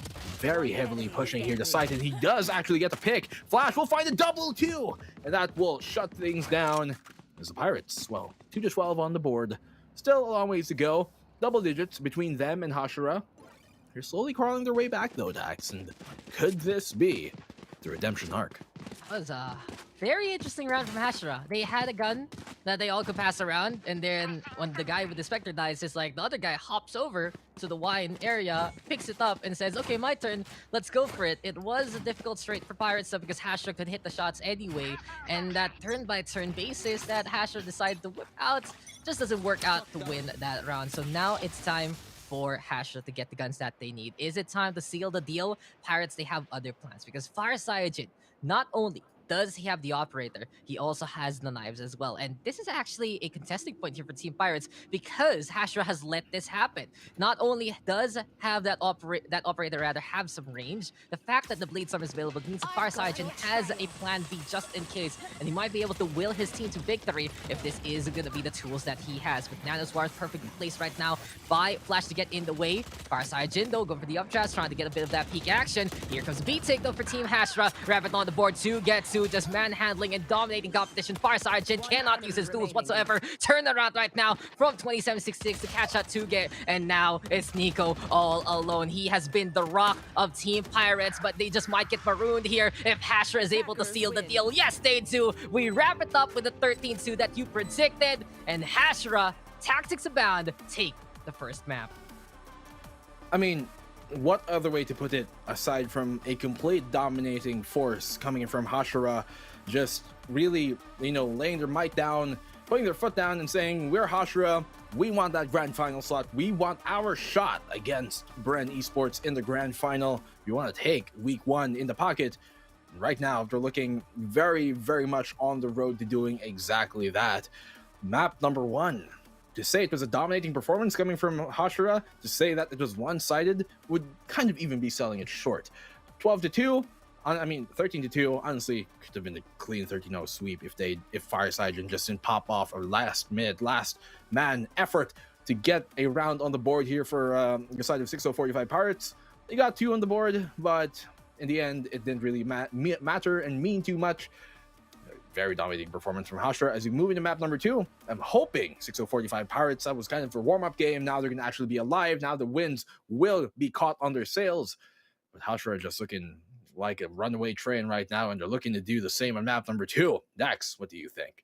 Well, it's Hashira. They're actualized. That's pretty much it. This is what tactics can really look into the team. This is what utility can look in a team. And a while ago, they felt the overwhelming presence of Galaxy Racer. And honestly, it feels like that they're steeled for it. They prepared for it. They tempered their sails, and they can handle whatever kind of winds Pirates is blowing at them. This time, it really has to be Pirates to adjust, not the side of Hashira. Because time and time again, Pirates are staying the same speed, same style, and the same way over and over. And you could really see that it just didn't really work anymore. So from that point on, the momentum was heavily in Team Hashira's favor, and it was a victory for them. What a runaway window from Team Hashira. It was an incredible effort though from Fire Saiyajin and Nico. Nico especially really catching my eye, because he was the only one who really felt like understood what needed to be done. It's like, guys, chill, wait, let's go punish them. But unfortunately, it's still, the duel is not really panning out whatsoever for the side of Pirates, and we'll see if they can do better into the second map. We'll be right back, guys, for another one here. This is the last series of the night in the Challenger Stage 2, week number 1. Pirates versus Hashira. Gonna come your way back in just a moment.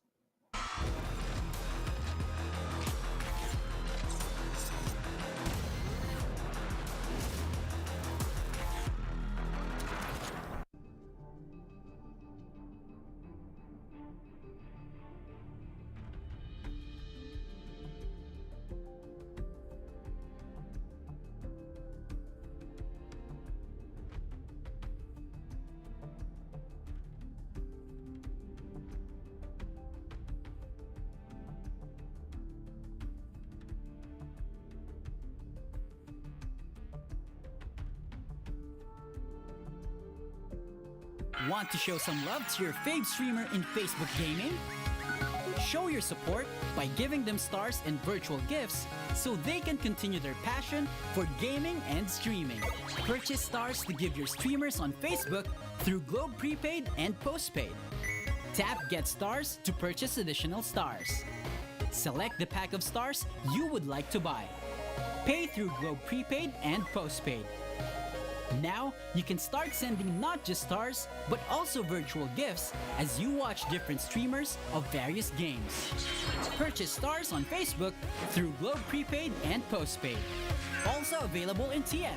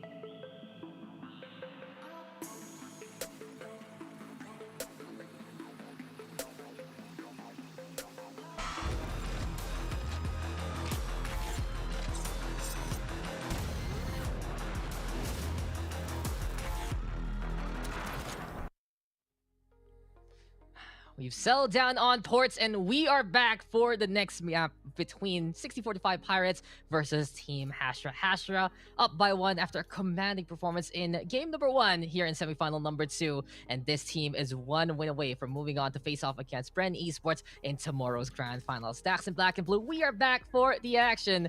And Mr. Black and Blue, come on, you called the score and you saw the writing on the wall. Victory there for Team Hashira. And I just want to ask you, what were really the main points that allowed Hashira to get that win in such a convincing fashion? Honestly, okay, so like we saw yesterday when they were playing against Icebox, on Icebox rather, against Kadiliman, that they kept on, Kadiliman kind of tried to play, the pirate style. They lent into what pirate style, which is, take these gunfights, we'll go for these super aggressive plays, we'll pull on back, then retaliate real quick. You put you do maybe a jab, take a step back, take 2 steps back, dodge that initial retaliation, then you come back with a left hook and knock him on out. And that's pretty much what Hashira are good at, right? They're to put it simply, they're kind of like the FaZe clan of PH, right? In the way that they play style. They have a bunch of, aim dual gods, really, who love taking those gunfights. And 6045 Pirates, their style of play is literally the exact type of thing that Hashira have been working on for quite a bit. And, well, Hashira are just a lot better at doing it. And so, if they want to play on the battlefield that Hashira sets, it's not going to work out. 6045 Pirates, they're a young team, they're a valiant team representing the region here in Cebu, but I just don't think that they are experienced enough to be able to play multiple types of metas that the Valorant, game as a competitive game does have. I don't think they're going to be able to adjust and play those other styles of Valorant that they do need to go up against Hashira. And so, as I said, I think Hashira does kind of, square up against this team better than most teams do. And so, especially Kadiliman, of course. And I don't know, man, it just seems like even if we reset, think about map number 1 as a one-off, map number 2 is a totally new game. I don't know. I feel like we're just going to have maybe a more competitive game map, yes, but I still think at the end of the day, it probably is going to be a 2-0 Hashira, and I have a feeling you're kind of thinking the same as they're moving in the Icebox. I'll keep it simple here for just how Hashira won that. Not only did they hit those, but they read those. Just seeing how Pirates would move, position, and try to play it out on Ascent was the victory there, the keys to the kingdom for Team Hashira. But now, a bigger hope and a better port to really sail on here on Icebox, as we are going to be getting the map pick of Team Pirates. Thing is, though, we saw them play it yesterday, and not only did, of course, they win duels out versus Team Kadaliman, but honestly, they have some really good angles that show us how much work they put in on a map like this. They've studied what angles they can take, how they can play the aggression, and maybe, just maybe, this is where we're going to be seeing the tactics into play. But Hashira, they're always prepared for every single map that you can expect from them, and right now, we're going to be seeing them in action on the Frigid Waste. Can we see a bit more reserved here from the side of Pirates? Will we see Nico be able to at least steer the ship to something that allows them to take more opportunities rather than trying to create their own, when Hashira have been dream crushers so far, have been stepping on the toes of Team Pirates? Well, we'll find out. It's Hashira now on match point. They're one away from moving on to tomorrow, as we said before. And it's Hashira now gonna be defending Pirates on the attacking side. It seems like Fire Saiyajin, he's on the raise this time, as we are going to be getting into the second map of this best of 3. Okay, we're going to Icebox, which did turn out well for the side of 6045 Pirates yesterday against, once more, Kadaliman. Will it be the same thing? I'm hoping so, because they did perform quite well on Icebox. And, to forget about what happened in map number 1, the domination from Hashira, I'm hoping that it's going to be kind of a table flip here for the side of Pirates, because they really do need that. I don't know, they need so much going for them right now, because that can be very demoralizing, losing a map 13-2, which could have easily been 13-0.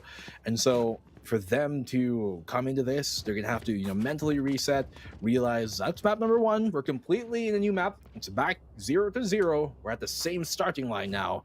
You see if things are going to be able to finally come their way here for the side of the Pirates. But I'm hoping that they're going to be able to make the adjustments like in between these maps, and they can rectify those things to be able to make the match more competitive, and make a closer game against Hashira. But that's what I'm hoping for. Do I think that they're an experienced team enough to be able to do that? I would like to say yes, but quite frankly, I think Hashira are just at a different level right now as compared to the Pirates. I feel like Pirates maybe come, week 3, maybe come stage 3 even, they can come back with a new light and a new wind behind their sails and really come in this strong, because they do have, good potential and lots to show here at the VCT. I just don't know if right now is their time against Hashira, because Hashira are looking to take a quick 2-0 map to go into the grand final. As we're starting here now, map number 2 is kicking off here. The pistol coming on the way, Pirates on the attack. Let's see if they're going to make this more favored side work out in their instead. As Jeremy going for the quick and early peek decks. I don't know about this. Good start for Jeremy. He's already going for the shots. He dashes on in, and he wants to go for 2 get right now, and he wants to chase after the Sage as much as possible. But Nico looking to set up that crossfire, and you can really see here that the Pirates, they're like understanding, sure, let's look for opportunities. Let's see if Hashira will go into our web. And that's going to be Jeremy walking into that one. Nico alongside the Sage, really setting it up to knock it down. Now Fireside Chin finding the mid flank, and Amix and Rabbit just wasn't prepared for it. This is what we were talking about from Team Pirates. This map is something they understand a little bit more. And look at the comp that they're running. They're running Viper and Sky together. Have the Raze, the Sage, and the Killjoy. Just goes to show that they're looking to specialize on a map like Icebox. And now it's going to be all up the Hatred. Can he clutch it out for the team? That's going to be the question. It has been the demise of Fireside Chin, but 2get still alive is going to be an indicator of potential clutch here for the side of Pirates. High ground right now for Hatred. He's looking all around though, drops on down, and Nico will catch him off guard. Pirates now on the board. This is a good start, and already a better game compared to the other one. Yeah, already a much better start for the Pirates. I like the Sky coming out on here. They did this yesterday against Sky de Lima, as well as having Kira there on that Viper. Very impressive lineup right now coming in from the Pirates. And actually, to speak of Nico, one thing that we were talking about during the break, me and Dax were talking about, it was that, you know, Nico is really seeming to be the glue. He seemed to be on map number 1 on Ascent, the only member really of Pirates who can read what's about to happen and make that adjustment to, you know, get maybe a refrag, get a double even at the end of things. And so he's been going big for the side here of Pirates, and he's going to have to do it once more as Amix finds Fire Cyanogen, who has, very ironically enough, been quite cold here on Icebox, and the same as map number 1 as well on Ascent especially. We're still looking for, you know, that aggression. He is kind of like the star duelist for the side here of the Pirates. So far, though, it hasn't been his time to shine today at the very least, but they don't have much of a cushion to try and get him going, because we're at map number 2 with them losing a single map. That'll be them out of the bracket already, and as Pirates are coming out towards the A side, there's going to be a Hatred to make first contact. Bucky in hand. Will it play out in his favor? He is in prime ripe range to get that frag, and he does. A single right click is all he needs to find the opposing Sage, and that's what you have to be careful of when coming up against a Bucky that Hatred does employ quite well. Oh, Hatred's scary on a shotgun like that, and already Pirates feeling the heat and feeling Hashira breathing on their necks, but Flash can get on the board there. Kira also looking for a bit of redemption right now for Team Pirates, but Envy hits its mark, hits the shot. Flash and Nico now gonna be able to get those takedowns, and it's all eyes on to the Omen. Hashira, though, interesting call to go for a bit of the force here on the second round. Speed start though saying hello. Hashira, they can't be complacent against Team Pirates. That's really the recipe of success for Pirates. Underestimate a team like this, then you will be suffering, because these guys, they have the talent for that fight. And right now, it's Hashira down by 2. And look at the economy here for Team Hashira. They are gonna get a few guns here and there, but it's just not gonna be the best time right now for the defense. 2-0 on the board, and Hashira finally going to get a gun round on the board. Let's see if this will actually work out for their favor. They didn't force up that one, and so now it's kind of more like a force buy. You can see Sheriffs and Marshall, which does come in nicely, because a single like tag from the Marshall will allow you to pretty much like 1-2 shot somebody with a Sheriff to follow up on forwards. And so let's see if they're able to make full use of the tools at hand. Envy there, looking down the way, Fireside is trying to bait out the shot of the Marshall. Here out comes the Trailblazer, get some information and hopefully do some free damage as well. Right now, things are not looking too well for the side of Hashira, as they're forced by here, and the sole defender on the site is going to try and escape. That's going to be Envy there on that Omen, falling back towards the Snowman. They're going to give up the plant, which will be safely taken by the Pirates. And the Seeker's going to be into play. And Pirates playing a very good default right now. In the meantime, trying to go for the shots with the Marshall, but it's just not going to be working. Now, a quick little note, it is Envy on the Omen, Rabbit on the Sova, as Amix is into the roster to play that breach with 2766, helping out for now. And Jeremy, he wants to go in. He's going to get fended off by the blast back, though. And Nico going to be able to get on the board. Fireside Chin making the vandal count. Here comes the push, but Hatred does get the ding onto 1, make that 2. And he's looking for that chance for even more. And Rabbit is the one who gets the third Sheriff kill for the team of Hashira. Thing is, though, it's going to be be enough. Kira gonna be playing by the green. We have Flash on the other side as well. Invido gonna be able to get that takedown. Hashira, do they even have time to go for the defuse? Might not work out. Invido looking for that kill. Dark cover gonna be in the way. The retreat in order right now for the Omen, and oh no, it will be everyone falling on flat. Pirates will get the win. But no matter what, it's going to be costly for both sides. Pirates, though, should still have some money to buy up now. Well, 3-0 on the board, and this is looking a lot good. A lot better right now, rather, sorry. For the Pirates, Hashira, they will finally be able to buy up once more, as you said, and you can see here the swing coming from Nico, who's been doing pretty well even from map number 1, all things considered, and still continuing that momentum here into the second map. Now, the Pirates already looking a lot better. That Sky pick has been doing a lot of work, honestly, here on this attacking side for their favor. We can see if that's going to continue on. They're going to be going for a smoke here towards mid, cutting off any boiler sidelines, but nobody's playing that right now for the side of Hashira on this defense. You can see actually a very aggressive push up here, coming from Envy with that aggressive smoke towards Belong to try and gain him some control of it, but right now, there's like 2 people around the corner. He has to be very careful with what he's doing. He does boost himself up, a one-way smoke as well to kind of help him out on this hold here right now. But let's see if things are going to continue on. Hashira looking to make a stop finally, and the Pirates trying to get a 4th round on the board. Yeah, Pirates, this is really such a good sign for them, really showing how well they know the map so far.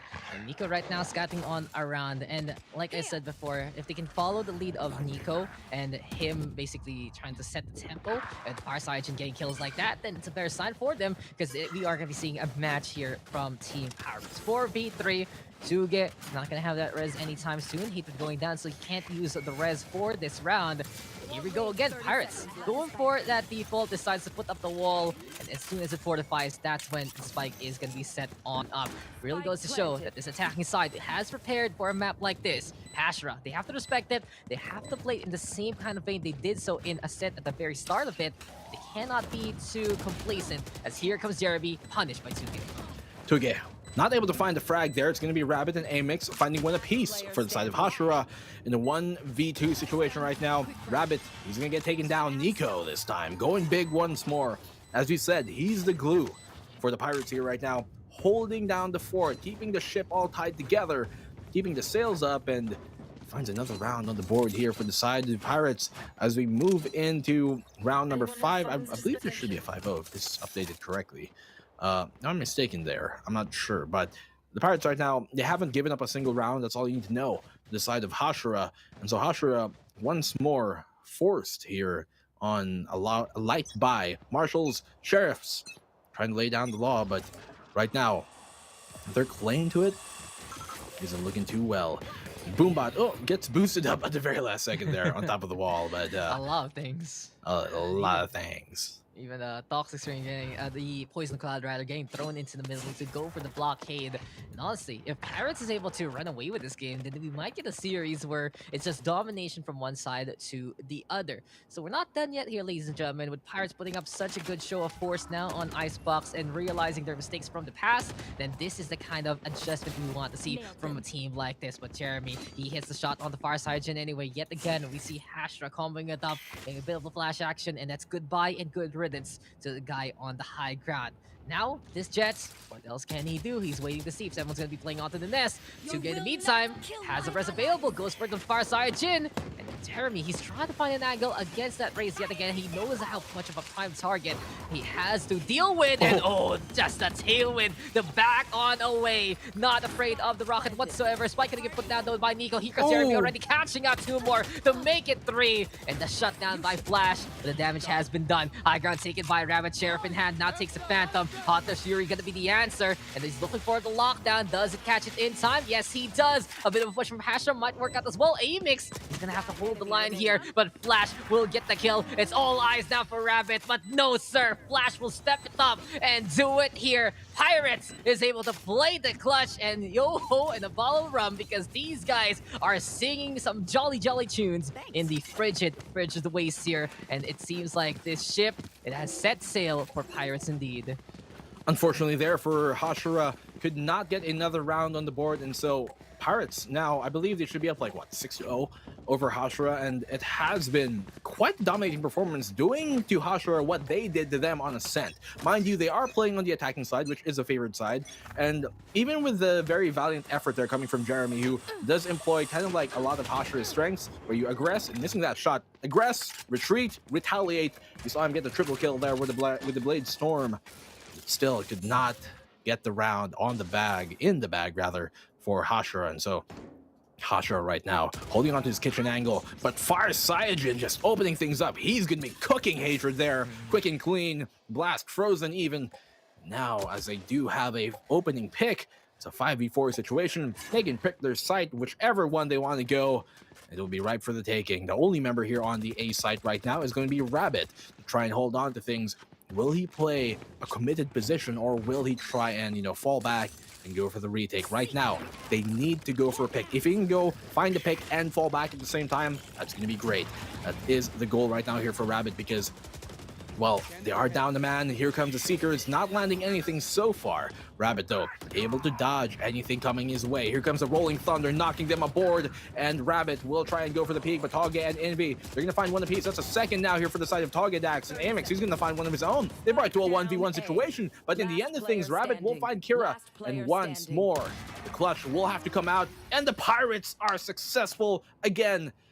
Very, very much so champions of taking those fights straight up. The duels 6-0 on the board for 6045 Pirates.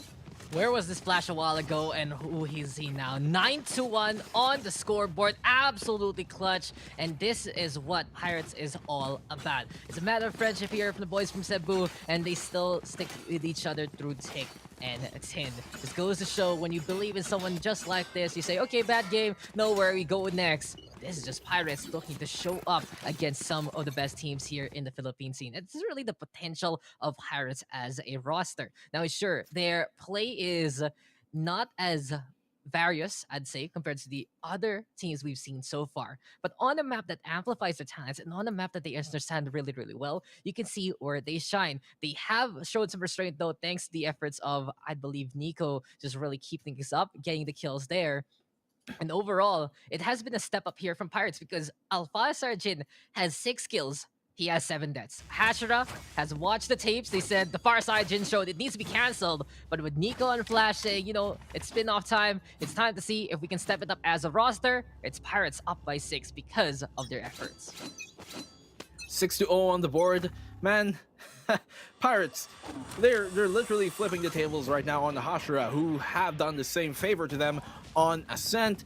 Now with Hashira on this eco, it seems like they're going to do it once more. Nico going to shut down Hatred, and Fireside is going to get Jeremy. Very, very unfortunate for the side of Hashira. Once more, the economic and weapons advantage is just going to favor Pirates so much. Envy will find that frag here for the side of Hashira. Yes, but the question is, will he be able to find more? It's 2v4, and well, he's going to go down. Certainly, Toge making him look like a clown. Stop trying to rhyme. That's all I can do. This is a crime. Poet, and he didn't even know it. But I just gotta say that this is what I was worried about from Team Hashira, especially after a win like that. On the second half of the first half of Ascent, they were the ones playing the aggression, and they could win the duels, where I was like, okay, I'm worried because they're playing the Pirates play style. And they're basically doing it again here on Icebox. They're really challenging Team Pirates a lot more often than they really shouldn't, and when the times they play defensive, they're getting either caught out on different angles, or they're forced to play post plant, where you just get Flash really just clutching it out for the team. So things are looking really good here for Pirates. They're able to influence the action on the battlefield the same way they did yesterday, and now this is just them really commanding the presence and commanding the lead against Team Hashira. If Hashira now has to be the one on the back foot, then it has to be a time for them to be critical about themselves. Keep it real, keep it simple, and make sure that you're going to be playing into the angles that you know how. Jeremy, though, going to be on top, and the punishment to get Pirates. When these guys turn it up, they turn it up to 11, turn it up to 12, and there's just no stopping the shots here from Pirates so far. I think they're amping it up a bit too much here, though, Hashira, because, like, that's... I can get what Jeremy was going for there, but I find it a bit of an overcommit on his part, right? He used a tailwind to get into that position. Are you going to be able to back off afterwards? No. Hatred is able to find the frag there in the Fire Siren, and they do get the res here. Toge does get Jeremy back up, but look at this. Hatred will get removed off of the board, And now it's a 5v3 situation. They've given up so much to get in such a bad position, honestly, Hashira. And right now, it's looking to be 8-0. Are we literally going to have a mirror match of what happened, that sequence on map number 1 happened here on the same side for Hashira in return? Will they literally send them back in the mail and do the same thing? Oh, that cut off at the very... I don't know who won. Envy died. Envy died. So, Okay. Like he went what 365 40 and Pirates is still winning. That's just it. You challenge Pirates now. They are just basically trying to get away from Davy Jones' locker, and they are sailing the Caribbean, or in this case sailing the Arctic. Amix though does get one, but besides that, it's Flash getting the kill. You cannot challenge Pirates when they're in this mode. When they are in complete raid boss mode, these guys are just so insane with their shots, and this is that potential that they can always bring out. If Pirates wants to be a top team, they need to consistently be this good with their hits. If their whole playstyle revolves all about that aggression and all about fighting the opponent in direct combat, then they're winning the aim duels, and that's pretty much the win con for them. The fact of the matter is, on the Icebox though, it does seem like they know how to sneak around the map. They have the Viper to help them out. They have the Sky to clear out the corners, to get the flashes on as well. And overall, this is really the map work that I was talking about a while ago, courtesy of Team Pirates. They just know how to move around Icebox and Hashira. It seems like they're the foreigners here that can't really get the footing that they would like. And here we go. This is a lot better for Hashira, honestly. Hold the station, see if it'll work. But is it a little too late here, Black and Blue?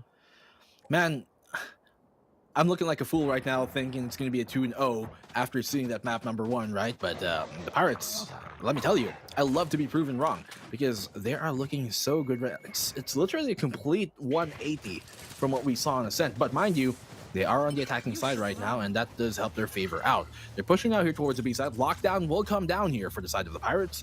And, well, the only member inside the side right now is Envy. He's obviously going to dodge that lockdown as soon as it's about to pop. And he's going to let them go for the plant. Right now, no way to deny that plant from even happening in the first place.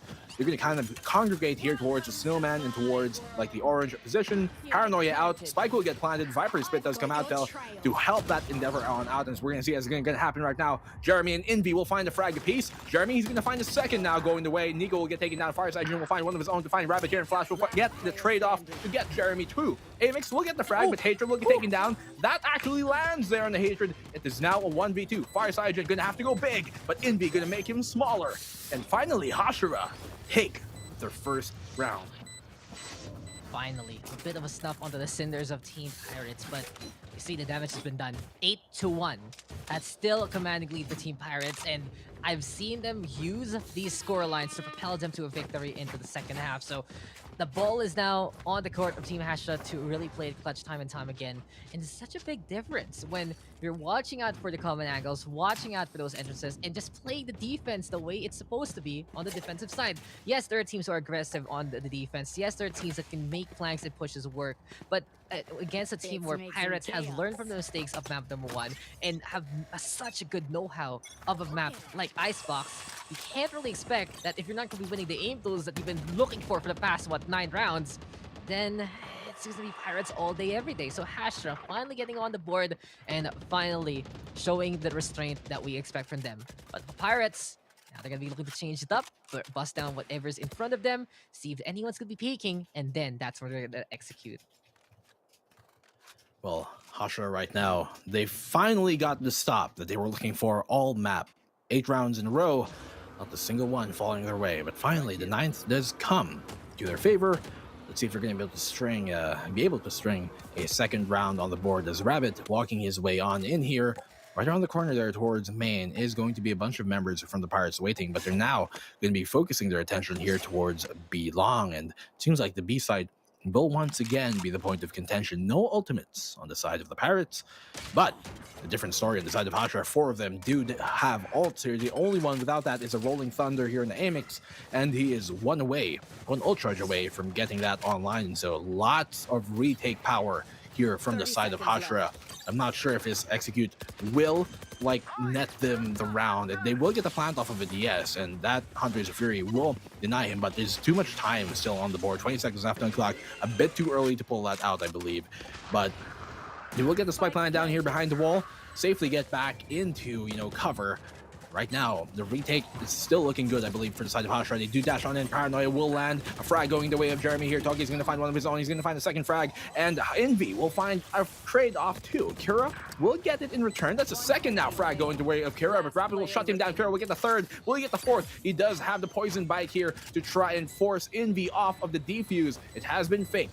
Toxin is low right now. He has a smoke as well to play with here, Envy. He also has a single teleport left, pushing on in. Now Kira coming in from behind him. Oh, they're just such an awkward timing. He teleports right into his sight line, and Kira will get another round on the board. The 9th here for the Pirates, off of a 4K clutch. Pirates, this is just their map. This is just a map that they know by the back of their hand. If you move around a map like this, just in a manner like that, what we saw from Kira, then it just goes to show that every little inch, every little nuance of Icebox is something Pirates have studied, Pirates have learned, and the Pirates now are just commanding the tempo of this game. It seems like the series refusing to die on out, and even though Hashira played a little bit more restrained, just that post-plant setup there from Kira looking to be quite dominant so far. Gotta give it to the Pirates. They really want to build up this lead, have the advantage coming into the second half and more. Now Jeremy feeling a bit more confidence in himself and catching out 2 game. Beautiful pickoff, no Sage on the other side. And since now that we have Hashira having that momentum from winning a round and at least making the other one close, it just goes to show that they can now fight back the same way Pirates will want them to. Then again, if you fight Pirates the Pirate way, you're gonna be the ones marooned, you're gonna be the ones pretty much getting scurvy, and the Toxic Serene is gonna be in the way again on B sites. That's honestly a great round, even more than it seems from the side of Pirates. Mind you, the scoreline is 9-1. We'll get that update in a bit. But they forced 3 ultimates out from the side of Hashira on that failed retake. And so here we go. Envy finding an opening pick here on the Kira. He's going to find the second. Will he? They do get the plant spike down, yes. But Amix, he's going to find one on Fireside. That's a second now going the way of Envy. It will be a 1v4 at the end of things. Flash, a double kill going his way. Seems like the Speed Force is coming here. That's his third frag comes. Amix will get taken down. Will he be able to deny the defuse from happening, though? No, he won't. All the way from Orange, gets the 4th. Envy will stick the defuse though, and they still steal the round away. Hashira from Pirates, a very valiant effort. A second too late maybe on that flank there for Flash, but a very valiant effort at the end of things. As we're moving into the last round of the half, Hashira are finally starting to build steam here, Dax. So, the Pirates Network is happy to announce a new TV show in the program, and it's called The Flash Show. 16-3. What kind of record is that to see from Flash? He has really stepped it up to the highest of all heavens here. Kira also finding a way to really play it clutch in a certain round, but man, oh man, Flash really proving so much of the stats wrong right now, because overall it hasn't really been the best kind of sets from the Sentinel player of Team Pirates. But from what he's showing right now, he is just such a main focal point of this team. The Pirates should be happy of what the roster is doing so far. We are not done. Last round now of the defense here for Team Hashira. Pirates looking to get to double digits before we end up this half, but Jeremy has other plans with that bulldog, getting the burst fire on, trying to go for a second, dashing on the way, 2K in the meantime with the resurrection, bringing Nico back to life, and the Viper spit for the cover. Look at this play from Team Pirates. They know how far they can go, how far they can reach, and Farsigen now hiding on the outside. 2K gonna be into that Viper's pit, and just so much distraction, so many things in the way. Envy in the meantime gonna get detained there. But my, oh my, the space has been created here by Team Pirates. Farsigen 1-1 aiming still with the punish, and on the inside, it's an arena of death and destruction alongside the K. But Envy has other plans. Finally, it will just be that souffle dropping on down to get another situation where he sees the angle, and the Pirates home court advantage. This is just Icebox being their map, and overall, I'm still trying to position where Pirates really is in the Philippine scene, but they are at the top of Icebox, honestly. One of the best teams I've seen play Icebox so far. Definitely, we saw that yesterday versus Gadaliman. Now doing the same thing to Hashira. Definitely seems like, as far as Pirates go, Icebox as well. That's their main port where they do dock themselves and keep things anchored down. The ship has been sailing very steadily through the rough water seas, making it through. Sent now Icebox. Well, Pirates looking as they're coming to the second half here to further well, extend their lead. 8 rounds between them and Hashira. A very big cushion between them. And so now as the Viper Wall does come up here towards Belong, not going to force them from further pushing on in. They're going to actually continue to make this aggression towards B site. Now, though, the defense has been pulled in to try and help them out in this endeavor. Jeremy is going to be the first one to make contact here, but right now you can see on the defensive side, the Pirates, they have no qualms about giving up the plant. And Hashira, after making a lot of noise here towards B main, Belong rather, deciding to come towards the mid position and go back towards spawn, maybe try their luck towards the A site, maybe a mid push will be the plan. We're going to see right now what is the call from Hashira, but I like this. I like this. They do employ this strategy quite a bit. They aggress, they retreat, they retaliate. It has been something that has worked out for Hashira so far. You're going to try it once more, but this time their sights are set towards Alpha, and Pirates are going to try and make it stop once more. Time to go for the setup. Jeremy gonna be dashing on in. Hashira, they have such a big hole they have to climb out from, as Pirates has really dropped their anchor and tied up Hashira as a team on it. So Spike gonna get planted here. There we go with the wall of fire. Zaijin though does get rid of Amix, but Jeremy has other plans, and Hashira making it 4v4. This is the thing though for Team Pirates. They have a great attacking side, so they have room for error on the defensive, and we'll see if Hashira can make that comeback happen. There we have it. Talk screen gonna be in the way. The Poison Clad rather gonna be in the way too. In the meantime, going for the defuse. Invi trying to use that small little hole, and now they're sticking it until they do die. Rabbit can be able to get 3 with 1 HP. The decay really hurting them in that fight, but it doesn't matter because Hashira will take the pistol. That was too close for comfort, and Hashira, they need to be more aware of Pirates and their antics coming into this defense. Oh man, Hashira. They got that with 3 members still left at the end of it, yes, but it felt a bit too close for comfort. They could have definitely swung the way of the Pirates there, and if they landed their shots, really, it could have gone either way, because I don't think Hashira were in the best place after that plant to really be able to deny the defuse coming on in, and so I'm hoping right now that Hashira can actually try and make the comeback here, because Pirates are looking so dominant, even after losing that pistol. Still, things good coming their way. Hatred able to find an opening pick here for Kira, as they're making their way towards the B side, and Pirates are quick to reinforce now. 3 of them already here towards the B side. The flank coming in from the Killjoy, that is going to be that's a Sky, who does get taken out very quick and cleanly there. Well, 3v5. Will they continue to aggress here towards the B site? Nope. They know they can go towards A. There's 3 defenders left on the side of Pirates. They know whichever side they go for, they're going to find a favorable gunfight coming their way anyways. Might as well go towards the A site once more.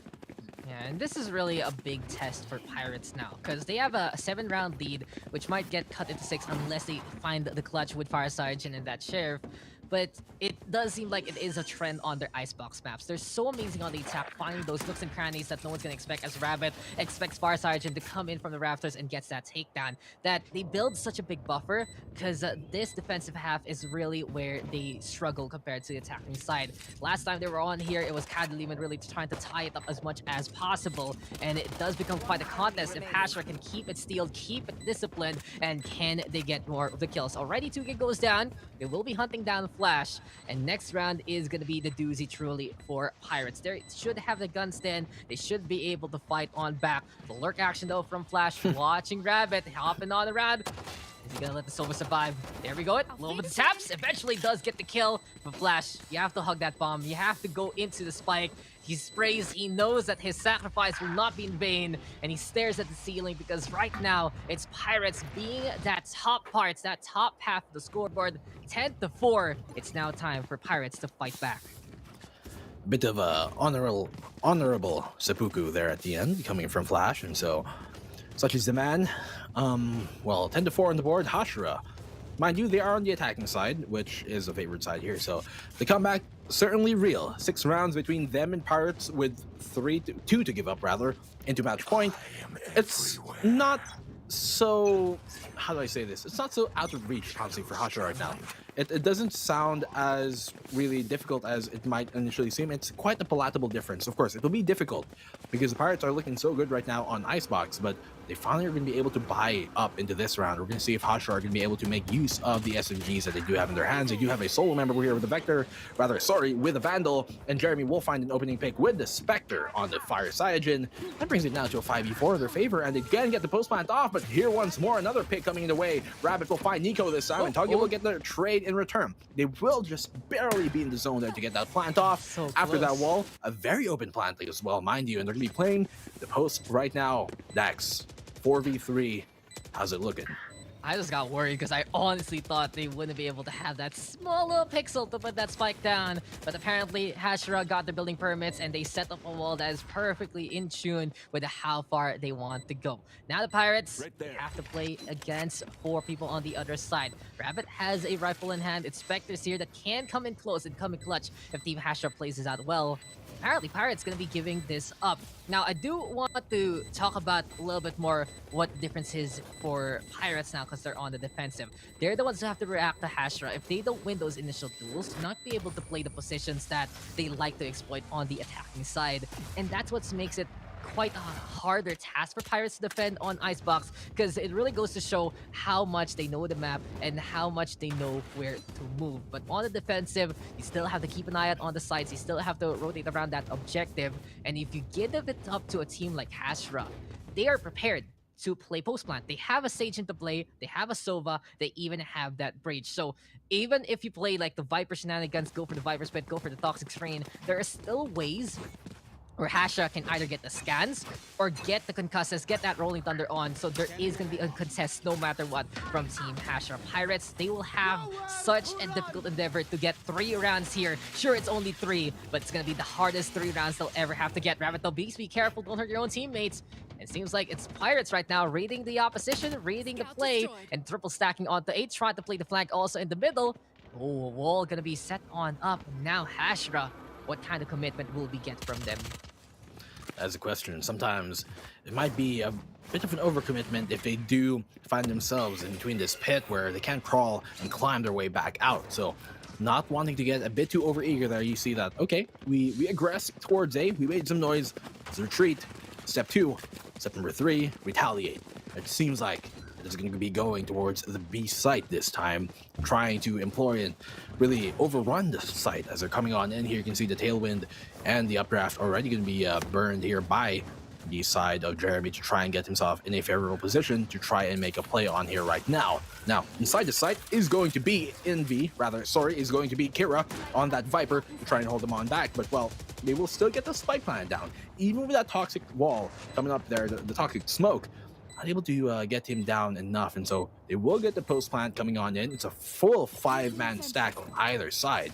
You can see as the clash is about to unfold here, Dex. Who will prevail? Flash is coming out. No frags being found yet. That's Amix who start things off, and the second frag going his way. He's not able to find the third. This Fireside Gym will get him down, but Hatred will find a double kill now as they're pushing on, and a quick and clean take. Nico will find Envy, but not for long will he stand as Hashira gets a 7th round on the board once more. The Pirates within reaching distance now, finally, of this Hashira squad.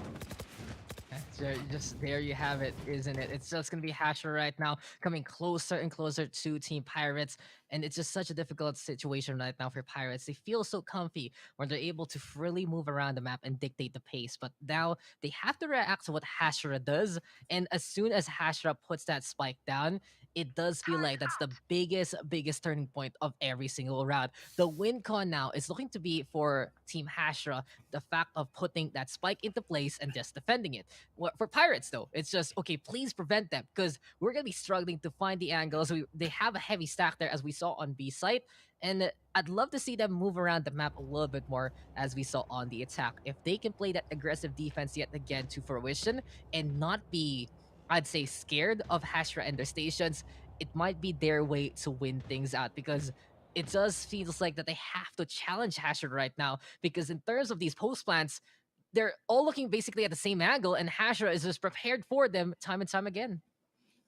Yeah, it seems like 6045 Pirates, they're just, quite frankly, struggling to control the pace here on the defensive side, which is obviously understandable, because when you're on the attack, You're the one who chooses when to execute, when a fight will happen. But right now, they cannot let Hashira just do that freely and tell them when things are going to happen. They have to be a bit more, I think, initiative here instead of reactive. They have to take that initiative when actually going for these fights. They cannot just wait on for Hashira to push them, go for the post plant, because Hashira are great in those post plant positions. A lot has honestly been worked out. I can already see here Hashira from stage 1 into stage 2, their post plant positions here in Icebox are already looking a lot better. And so they cannot let Hashira get into that position where they force the Pirates to make a move. Rather, the Pirates are going to have to start and claim the move to start things off with. And maybe having that Viper is something that is kind of biting them in the back, because it doesn't allow them to be as mobile in terms of where they set things up with. But hopefully they're going to be able to rectify that, because they do have the Sky here to try and make that happen. Killjoy as well, and everything raised especially. So they do push on in here. Hashira, quick opening double pick for their side. And right now on this eco, Pirates seem to be quite low on the bank. Toge somehow finding that with a ghost, but it's a 3v4. I don't know if this retake is going to necessarily pan on out for the Pirates.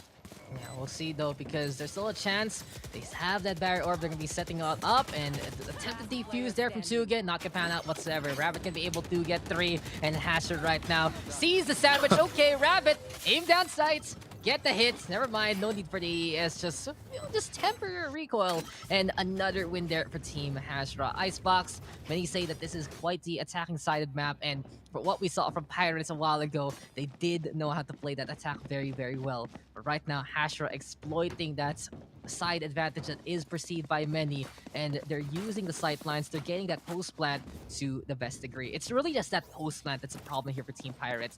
If we see them fight before that, if they can get the pickoffs, that's when Hashira will be thrown in for a loop. We'll see though, if we get that aggression right now from Pirates. They are holding back. They don't want to be losing rounds out of nowhere, but it's just really commonplace right now. They're losing rounds despite their restraint, and they might have to bring in the Fury yet again, as Jeremy catching out Farside Jin, preventing that operator from leaving a mark. Nico, though, in the meantime, with the refrag right now, and Hashira is coming on, and Hatred will fall. Rabbit with the refrag yet again. Seekers are there, but this is just Hashira stationed by A again. You can see kind of like that idea to go for the initiative there. They start off with the Hawk Flash, the Bird, the Trinket Flash coming from Nico, but there was no other like follow-up to that to try and make a play. Not that it was a good flash in the first place. And so I'm very curious to see how they're continuing to play this out, because the post plant right now doesn't look too well. They do get tagged up quite a bit here from that Hunter's Fury, and Jeremy's going to confirm the frag on the flash. Tuga, he's going to find the frag of his own, but the quick trade off here with the shock dart coming in from Rabbit.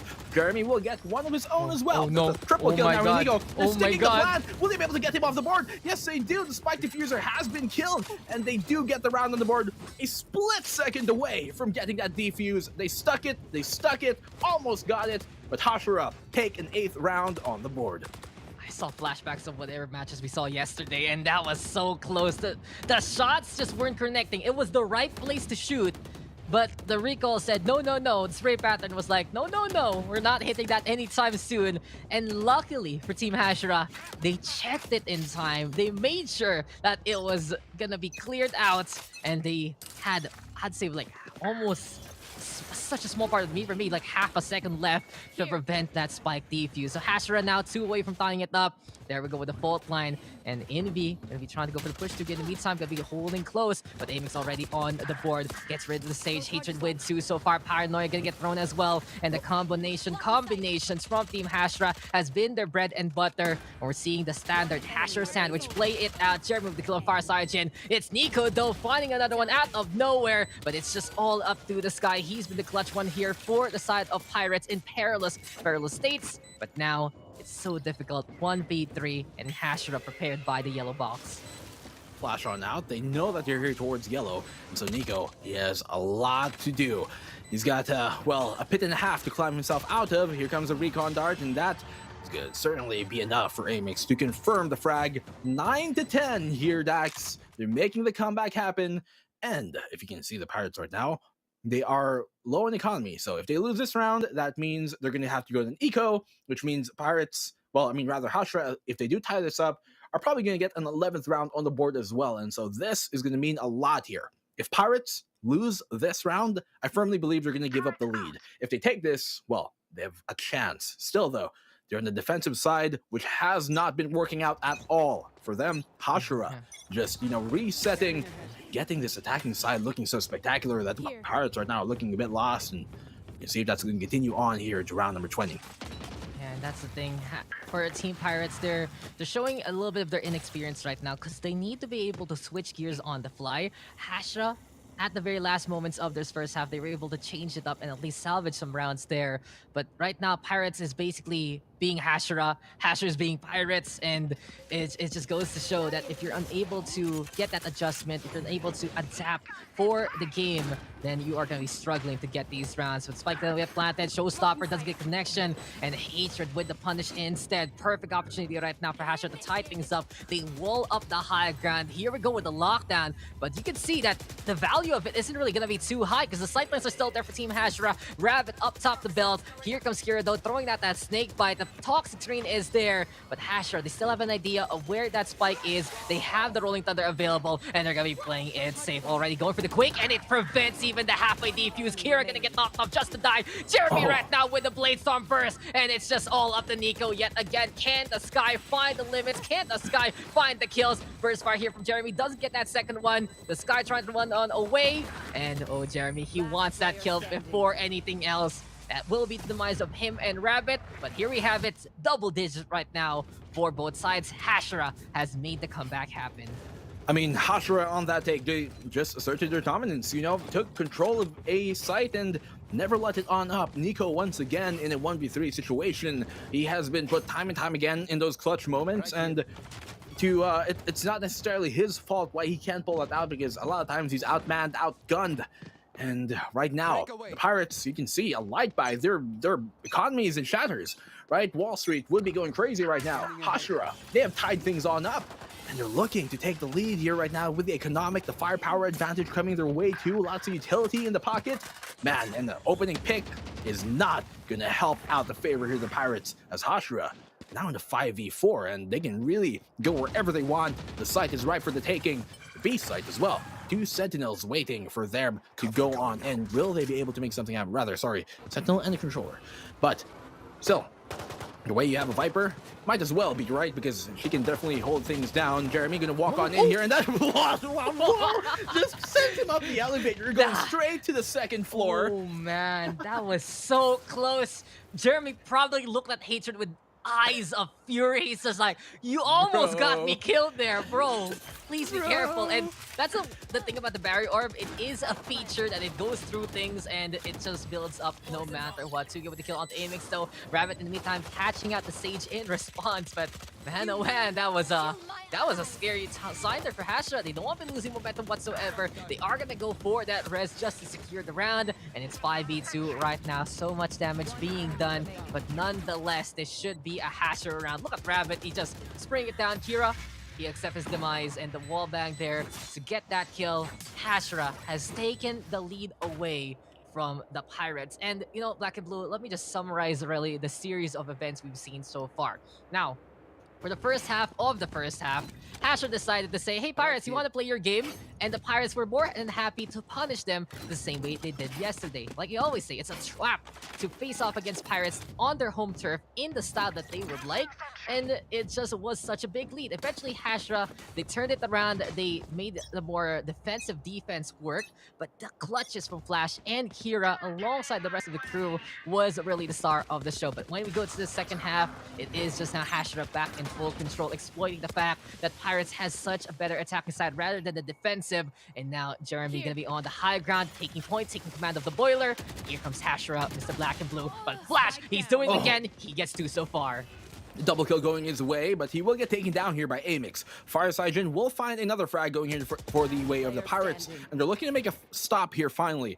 Envy, he'll get a trade off on the target, yes, but it's a 1v3. Finally, the Pirates here looking good in this round, and they're looking to take this one home.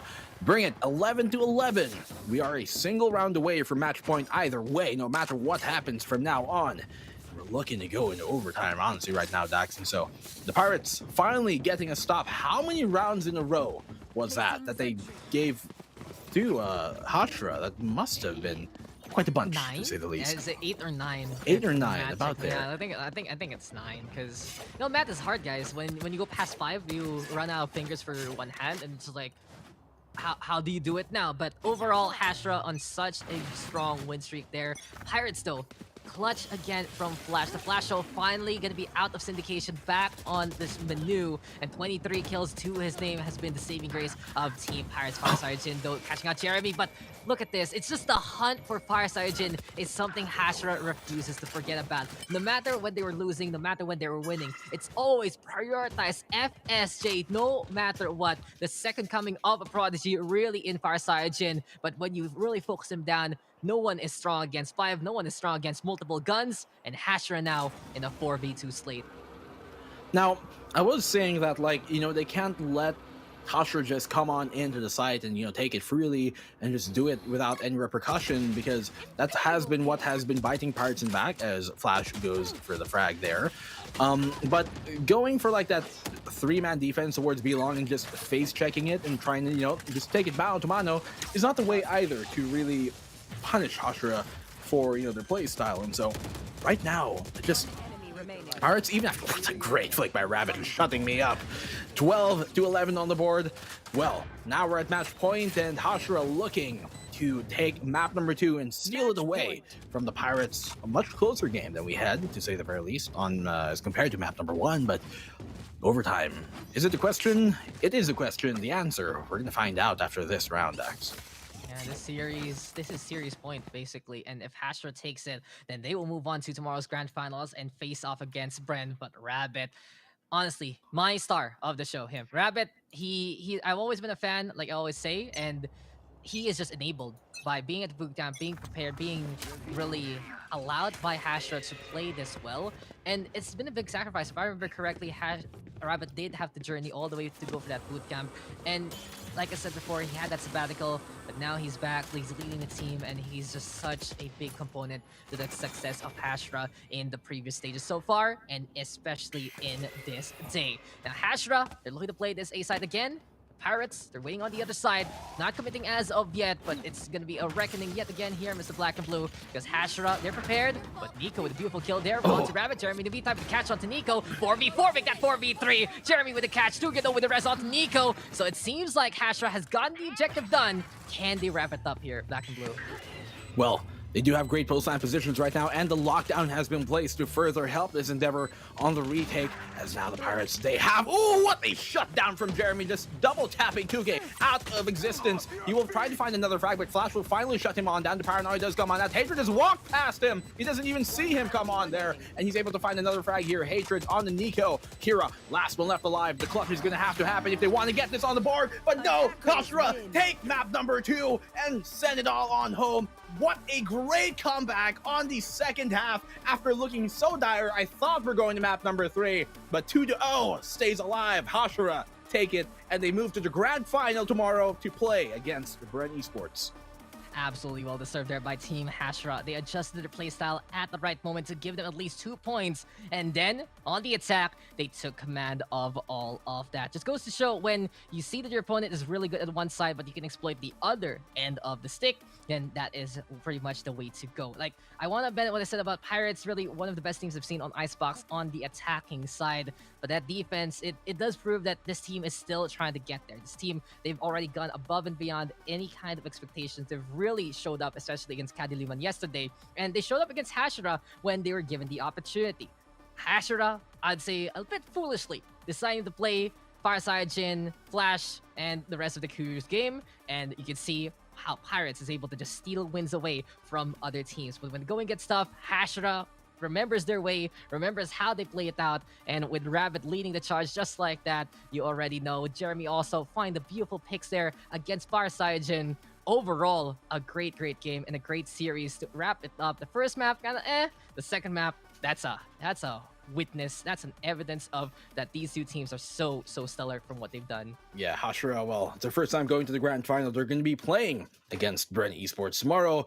Props to 6045 Hearts so for getting this far. Already a lot of improvement, and they're looking really good in Icebox, man. I love their attacking side in Icebox. But guys, that will be the final series of the day. We're going to go into a panel in just a bit, so don't go anywhere. We also have the giveaway winners to be announced in just a hair. I'm Black and Blue. With me is Dax, and on behalf of everybody here, we'll see you in a bit. Have a hearty dinner. Be back after the break.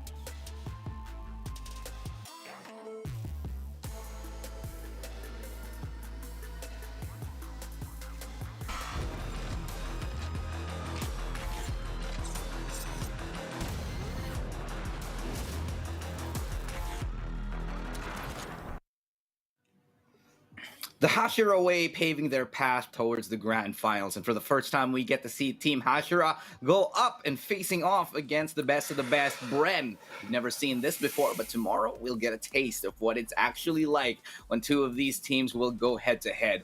But before we do that, we just want to talk about what exactly happened on that match before we get into the interview. An amazing set of games here, and also a really great start right here a great second game rather for the team on the 6045 Pirates side. The comeback was so strong though, however, from Hashira to take that victory, bringing us from what was a 10-2 scoreline and ending it up in the 13-11 final victory. What a game. Only winning one round on that side on 6045 Pirates for their defensive half. Just knowing exactly what to do. So again, congratulations to these guys. We'll take a little bit of a pick into their brain right now, because we do have, fortunately, on the other end, on the line here, the brains, the big brain, and the big fragger on that second map. Rabbit's on the other line. Is he here right now? Rabbit? Okay, first of all, hi, love you. Great Hello. game. And GG, what a game. You look tired, man. It's been a long day. How are you feeling? Super draining.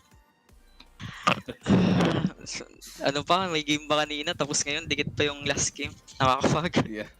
Tapos nag-3 Yeah, maps must pa be- kanina. Well, definitely, it looks like the endurance of Hashira improving a little bit, man. So great. So great to see that. I mean, we'll be expecting more, especially from you guys tomorrow. Now, I'm gonna ask you a question right here. First of all, how do you do it? The shot calling and the top fragging. What the hell was that? You're on form lately. Like every game, you're getting multi kills. Even earlier today, 4 kills, 3 kills, almost every single time while doing the shot calls. How is this? Why is this such a big improvement? How are you able to do this now? Does it have to do with the boot camp, or Yeah, bootcamp effect. FPS wins games. Yeah. Like, kasi before, kami lahat, like, slow spec PC and naka 6 tiers pa yung C2766. Then, yun, ping issues, blackout, and all. Then, yun, kaya, yung tatlo sa amin from Mindanao, nag-sacrifice talaga to go here. Yeah, but worth it. Yeah. How does it feel though to finally be in the grand finals? You're going up against Bren tomorrow, and yeah, we definitely have a lot to prepare. But fortunately today we saw Bren a little bit shaky. They're not in their boot camp. Do you think this is gonna give you a bigger chance to get that title and win the first week of VCT? Hopefully, but we won't be confident talaga. Like, pa rin, we will try to play our A game kalaban ng Bren. Yeah. And yeah, GG sa Pirates. My gosh. That last map. That was a really good last map. Of course, GG well played to Fireside Jin as well, and to the rest of the Pirates. And let's not forget, man, they had a lot of great rounds that time. It wasn't just Fireside Jin, but the rest of the squad as well. Before I let you go, Rabbit, real quick, anyone you want to give a shout out to, anyone you want to give thanks to, and of course, it's your time now.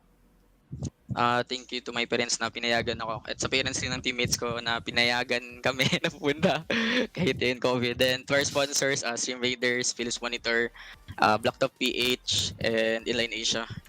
So yun guys, thank you sa mga sponsors and sa mga fans namin na continuous ng support. Thank you. Thank you so much. That was it for Rabbit. Congratulations. See you tomorrow in the grand finals, and good luck, man. See you. Bye.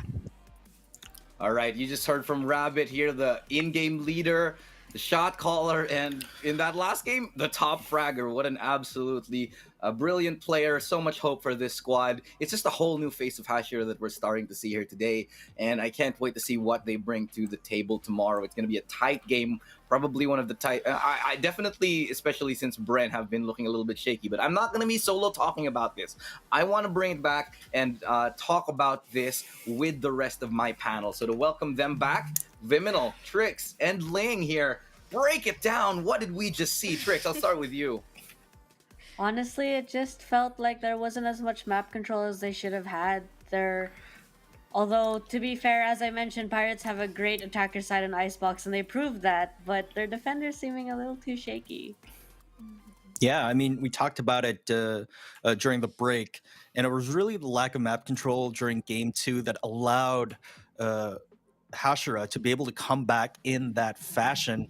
Perhaps a lack of utility usage and confidence, it seems. From the side of Pirates, they didn't show the same confidence that they showed during the first half, during the latter part of the game, which was quite surprising. Don't you think so, Ling? Well, yes, and to add on to that, I definitely see that how much Hashira just fully understood the repetitive sequence in terms of utility usage. It's not in terms of them lacking in utility usage. It's more on towards the fact is that they didn't really offer much variety on how they are going to be playing out per round, and this is where Hashira got them figured out that they use basically the same plays, and this is where we actually see them having a good read and proving themselves to be a better team overall. Yeah, and honestly, let's take a look at some of the players. Who did anyone in particular stand out to you guys here? Let's go in reverse here. Ling, Viminal, and Trix. Who do you think were your standout performances on both teams? Man, if we give our hats down to Jeremy once and for all, because that player in itself is insane with the fragging potential. He knows the best way he can that along the lines of getting creating frags for the team, he should be securing those frags, and this is where we actually see him shine once again and eliminating the problems there is inside the map, and this is where we actually see him just basically sweeping his way on towards the server and not really dropping a sweat while he's at it. You see a lot of highlight plays coming out from this team, or rather this player in particular, and probably a lot more to come. Yeah, as for me, guys, it's really easy to shine limelight on players like Jeremy, who, again, is a clear standout player consistently across the board. But really, I got to give it to Rabbit, the IGL of Hashira. Now, you guys got to take into consideration that Hashira is made up of a mix of veteran players and some young guns. And while these guys have a lot of raw talent, like for example, Jeremy, Hatred, a lot of raw talent, but they need the guidance, they need that direction in which Rabbit provides. Now, I don't know if Rabbit is a young gun in himself, or maybe he's just, a baby-faced fragger. but that's just my 2 cents, guys.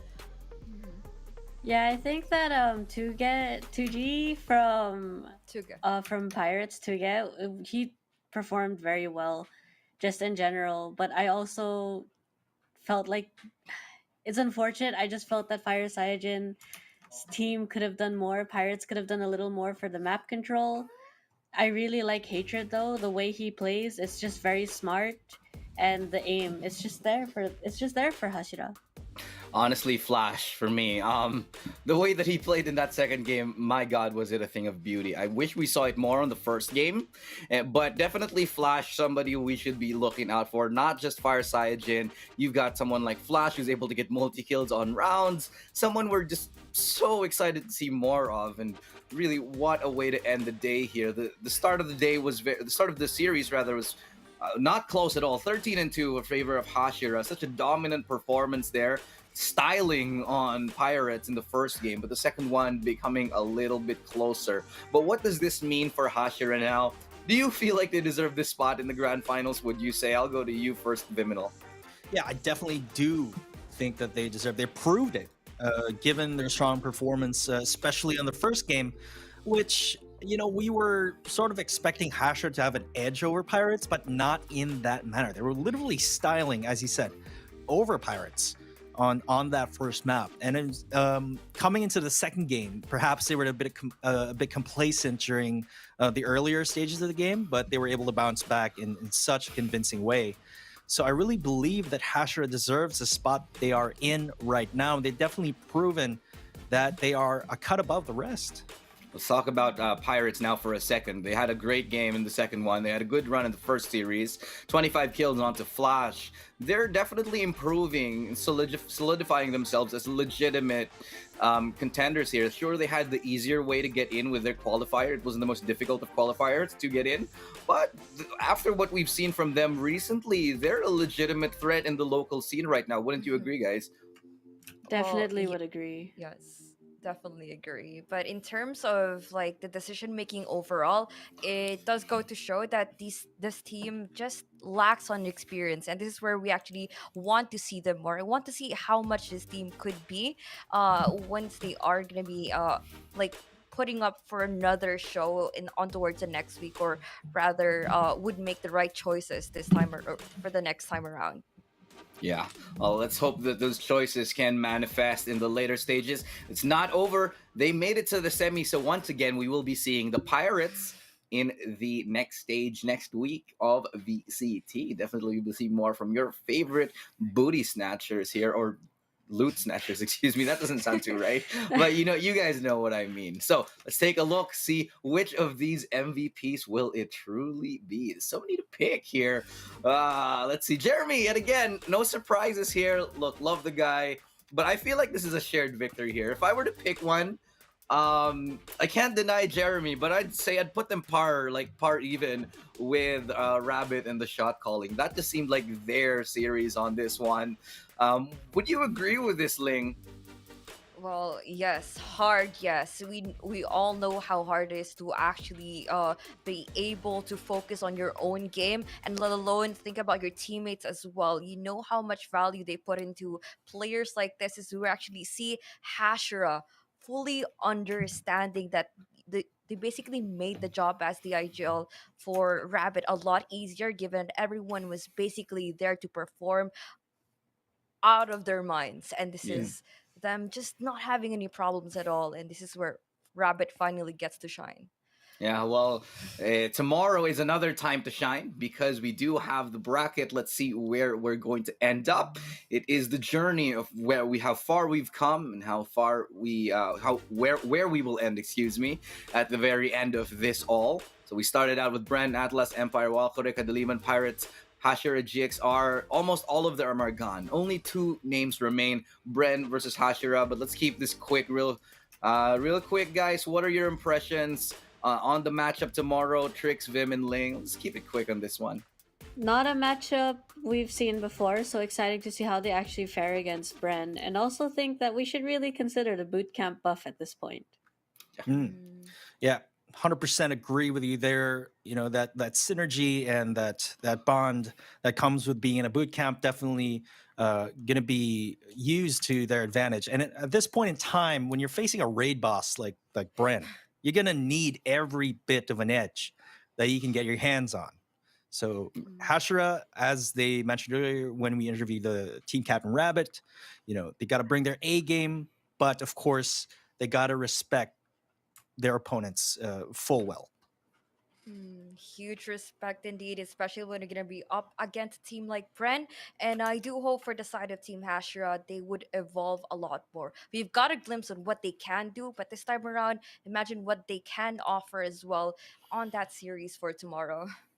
Yeah, tomorrow another tale will be told here. The giveaway, though, is coming up next because I know you guys have been waiting for it all day long. So we have the winners right now primed and ready. We're going to pull it up for you. So congratulations to you guys, whoever just won: Ron Raimundo, Miguel Gregory Redula, Mark B. Vivar, Mark Jonathan Abitria, Meg Catayas, Shed Castillo, Colleen Cruz, Ched Melendres, Jico, and Kenji Chavez, excuse me. Congratulations. You just won 1,500 plus worth of Valorant points. Amazing, amazing stuff. Go get that new Battle Pass. Go get that new Mage Punk skin. We know you're dying to get it. I am too.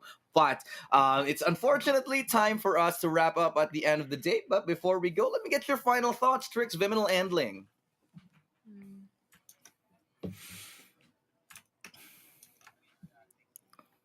A lot of unexpected matchups and a lot of unexpected, results. But other than that, I think Hashira has come a long way. Pirates as well. It's great to see them back, and I hope to see them again if ever.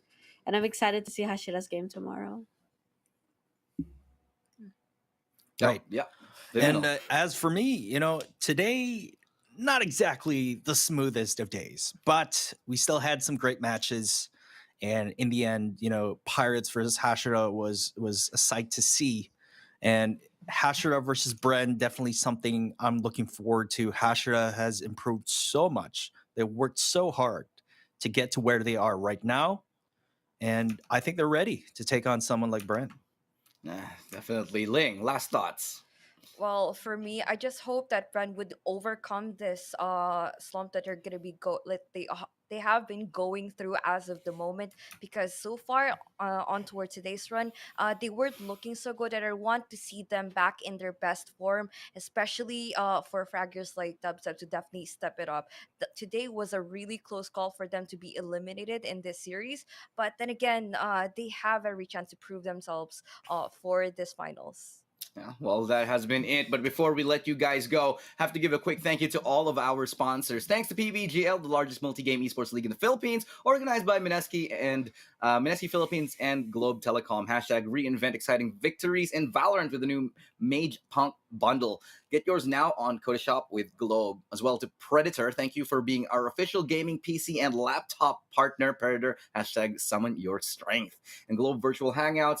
Globe Virtual Hangouts will reinvent esports and bring it to a whole new level. Let's get hashtag OL together now as Virtual Hangouts Go Esports brings events and programs like no other, starting with an apprenticeship program led by the pros, stream takeovers, and local and international tournaments. Download the Globe One app and click on Virtual Hangouts tab to get updated on the latest happenings on Globe Virtual Hangouts. And of course, like us and follow us on our social pages, PPGL GG on Facebook, PPGL GG on YouTube, and PPGL _VCTPH on Twitch. Now, like us, of course, and follow as well on the TikTok. It has been an amazing time for us today, but we got to let you guys go now because we have grand finals tomorrow. Unfortunately for me, I'm going to be gone for the rest of the series. It's going to be Mika Fab's going to be filling in for me at the very end of it. So she's going to be taking care of you for the panel session. I'm going to be gone. But now, on behalf of the panel, of all the casters, and everyone here at PPGLGG, thank you so much. We'll see you tomorrow. This has been a wild ride, so good game and good night. See you tomorrow.